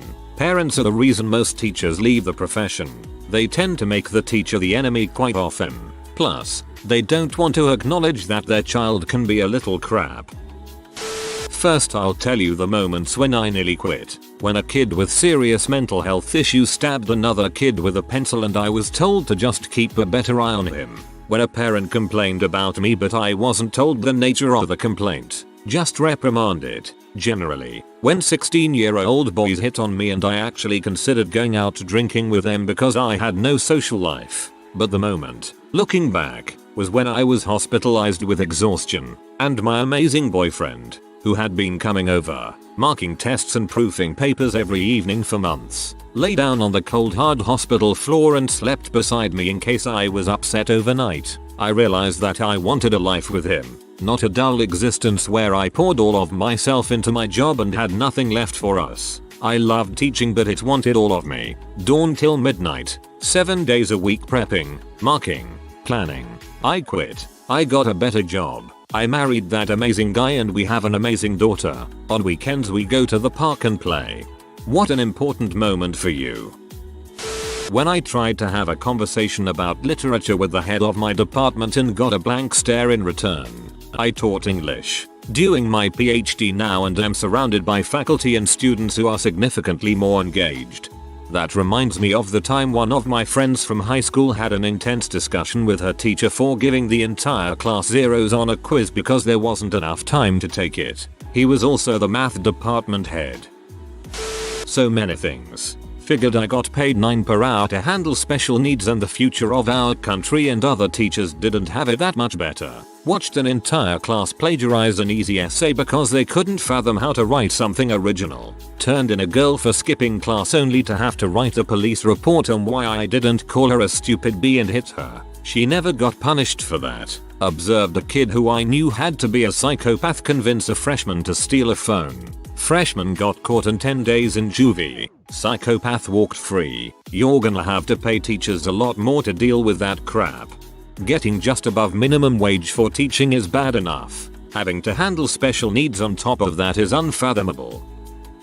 My decision to quit was a two-step process. First, I taught high school English in rural Illinois. When I wasn't debating students after class because they didn't like the B+ I gave them, I was frequently given implicit instructions by the administration to pass my failing students. Then I moved to Washington, D.C. and taught in the D.C. public school system and realized that I was merely a babysitter. Barely any of my students could read, but the goal of my school was containment. Priority was keeping the students in the classroom and not in the hallways. I was told I couldn't assign homework because the students wouldn't do it anyway. I couldn't give my students any textbooks because the students just dumped them in the trash after school. If kids are seen with books in their neighborhoods, they were often ridiculed and sometimes beaten by their peers. Parent-teacher conferences often meant meeting with grandma whose parenting style was Jesus will take care of it. When I was in college, I had dreams of teaching Julius Caesar to young people. Teaching turned out to be quite different. I have huge respect for the teachers who can do it. I could not. It's like somebody read 1984 as an instruction manual. First year and a half after I got licensed, I was a substitute. Worked about 95% of the days available, but it was pretty depressing to see that I made about $14,000 a year. Put out my resume and finally got an interview and offer in a small, rural school district. Started off well enough, but a small clique of parents decided I wasn't sufficiently deferential to them or their kids and decided to make my life heck. Complaints to the principal and school board pretty much every day. Too much homework, not enough homework, quizzes too often, tests too hard, too many projects, too many notes, too many handouts, not enough lecturing, not enough bookwork, I was mean to so and so, etc. The principal was in his first year, after just 1 year as the assistant principal. Dude was in no way ready to handle the job, and kept giving me contradictory instructions. What finally did it for me was being told that I couldn't lecture, had to write all the students' notes up for them, had to give the students the answers to the test before testing them, and to stop being so hard by making them discuss the quotes I put up on the board every day. The cherry on top was when he told me that no one could go scuba diving with sharks like I told students I had when asked what I'd done on a vacation. As a giant frick you, after I handed in my resignation, I played the video of me on my second shark dive when I was getting my shark diver specialty certification and discussed some of the dives I'd done over the years. The next year I went back to subbing, until I was offered a full-time position working for the Boy Scouts of America as a district executive. It never looked back. Now I'm a senior Linux systems admin under contract to the DoD and making 2.5 times what I made as a teacher, and 5 times what I made as a sub. Couldn't be happier. Nepotism is a major problem in smaller school districts. Yes, men, family members, and friends will get hired as the school system is one of the better paying jobs in the county. All of this is done in return for loyalty and not questioning if decisions are best for the kids. One of the bigger nails in the coffin was when I was pepper sprayed by the school resource officer after myself and another teacher had broken up a fight and were sending students back to class. He sprayed to disperse the crowd, spraying myself and our female assistant principal in the face and causing 3 students to have asthma attacks. For as little as I was being paid, I could find a safer place to work where people were less incompetent. Currently teaching, just the sheer amount of lesson planning during the evenings and weekends definitely encroaches on your free time. Man, I wish I had just stayed at the corporate gig. Not a teacher, but my buddy was a teacher in the South. He was teaching at a Catholic school in a small, but not tiny, town. His students were primarily poor with parents not terribly involved in their lives. There were a lot of behavioral issues, constant fights, yelling, disruptions, etc. The academics were predictably weak because the students largely didn't care about school at all. Kids were found with weapons of some kind, knives, shanks, with some frequency, but it wasn't a daily occurrence. The final straw came when a particularly problematic student was causing a huge disruption in his classroom by screaming and flipping over desks, which alone wasn't that big of an incident. He escorted the student down to the principal's office, as he had many times before. Except this time the student insulted my buddy the whole time. He explained the situation to the administrators and returned to his class. A few minutes later an announcement came over the PA system inside the school and the principal mocked and insulted my buddy for what he did. The principal made a snarky comment about not being able to control your class. The troublemaker then returned to class, without facing any kind of discipline, and tried to provoke a fight with my buddy. My buddy noped right out of his classroom, walked out the door, and joined the military. I have a real passion to teach social studies. I graduated from one of the best teaching schools in my state with a 4.0 and great letters of recommendation from my student teaching supervisor, my cooperating teacher, and the head of the history department. What no one told me was that since social studies aren't on standardized tests, those jobs are seen as nice cushy jobs for people who don't really want to teach and instead want to coach. I'm a small non-athletic woman who has never played sports. Every school I applied at ended up hiring a coach, not a teacher. Now, while those students have wonderful coaches, they go on hating history and social studies because they have crap teachers who drone on and then give tests. I substitute taught for about 2 years and really loved my school, the students, faculty, and staff. Subbing was awesome there. I had great relationships with the kids. They loved to have me as a sub in any subject, but it didn't pay the bills, and with student loans I had to quit. I basically gave up on ever working in that school that I loved, or any school really. Now I work in private education. I meet with students after school and help them catch up on things they're behind on.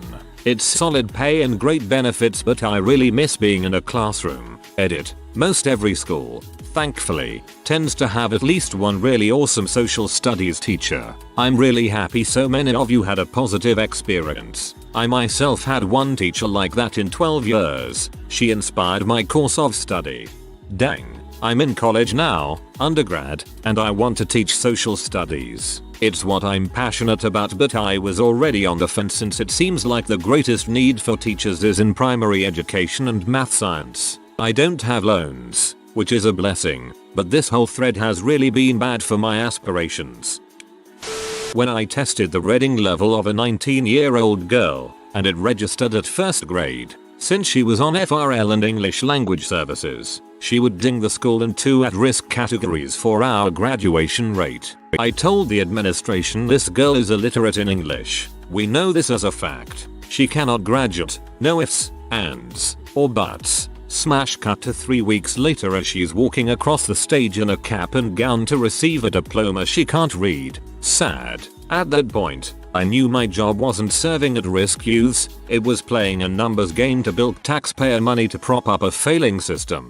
No thanks. Late to the party, but I was a teacher that taught a class that would be tested on the state level, and the result of the test, as well as some others, would dictate our funding. The principal gave me the exam in advance and asked that I quiz the students directly on the questions in the packet. I was no longer teaching for knowledge but for memorization, and it really deflated me. I walked away that winter. My administrator and instructional coach providing me with absolutely no curriculum or guidance, nor observational feedback, and then having the gall to tell me that I had a mediocre first year, that I didn't try hard enough nor did I show ownership of my classroom, and that my 110 students are unprepared for the next grade level. I worked no less than 13 hours a day teaching, grading, and preparing. They had been in my classroom perhaps twice that year and had never assessed any of my student data. They wanted what was best for me but never provided it. I realized then that I wasn't cut out for politicking, nor was I cut out to accept the failures of another person as my own. Also, it's mandatory that we assign no student a grade lower than 60, so.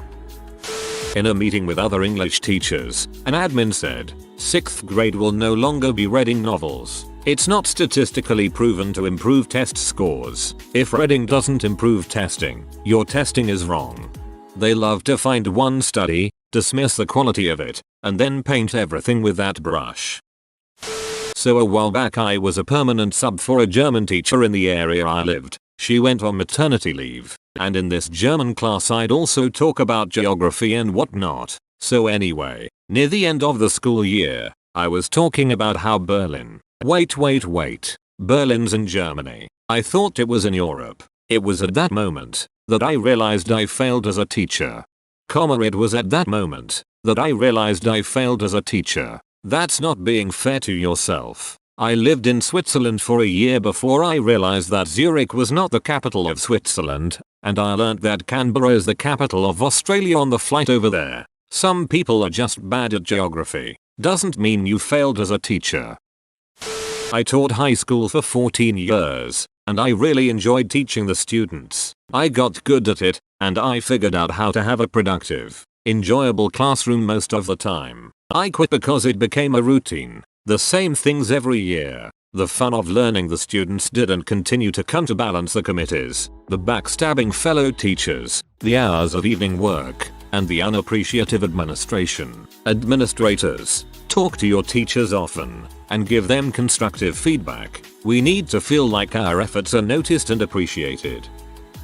I've always had this fantasy that I'd teach college after I retired or got sick of corporate life. I've done a lot of public speaking and am comfortable speaking in front of large crowds, so when a dean of a local university invited me to teach a class I was like cool. Did all class prep and whatnot and enjoyed the class, but I hated having the next class hanging over my head. I'm more of a bursty project person. Go all out, accomplish goals, clear your desk, take a break, rinse and repeat, but this teaching gig felt like a grind, and as I was adjunct, def wasn't worth the time and energy for the crap pay. So after the semester I quit. The university invited me back to speak and asked what my speaking fee was. My single night of speaking paid the same as being an adjunct for one semester.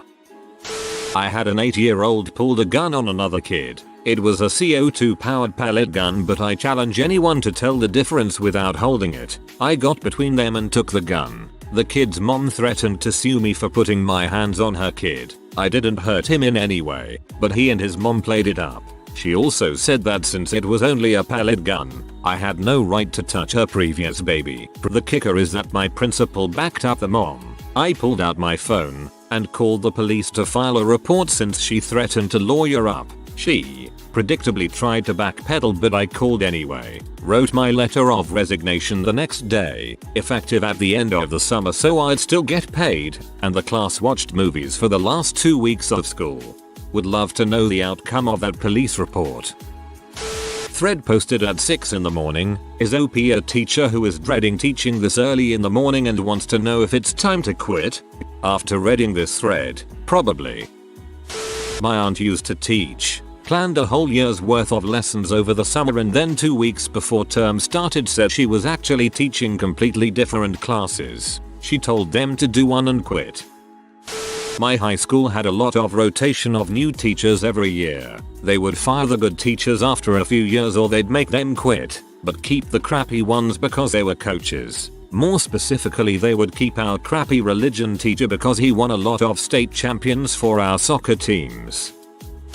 When a student bigger than me got in my face and called me a C because I asked her to write down her answers instead of just think them. When I was observed 17 times in a school year. This was protocol for the teachers during their first 3 years. When my students were tested 25 academic days during the year. 10th grade was the year the state and county tested a lot. When my Title I students went from worst writing score in the county to the best, and my principal was honored for the achievement. If you are new to the channel, you can subscribe. I publish new videos every day. Until then, check another video.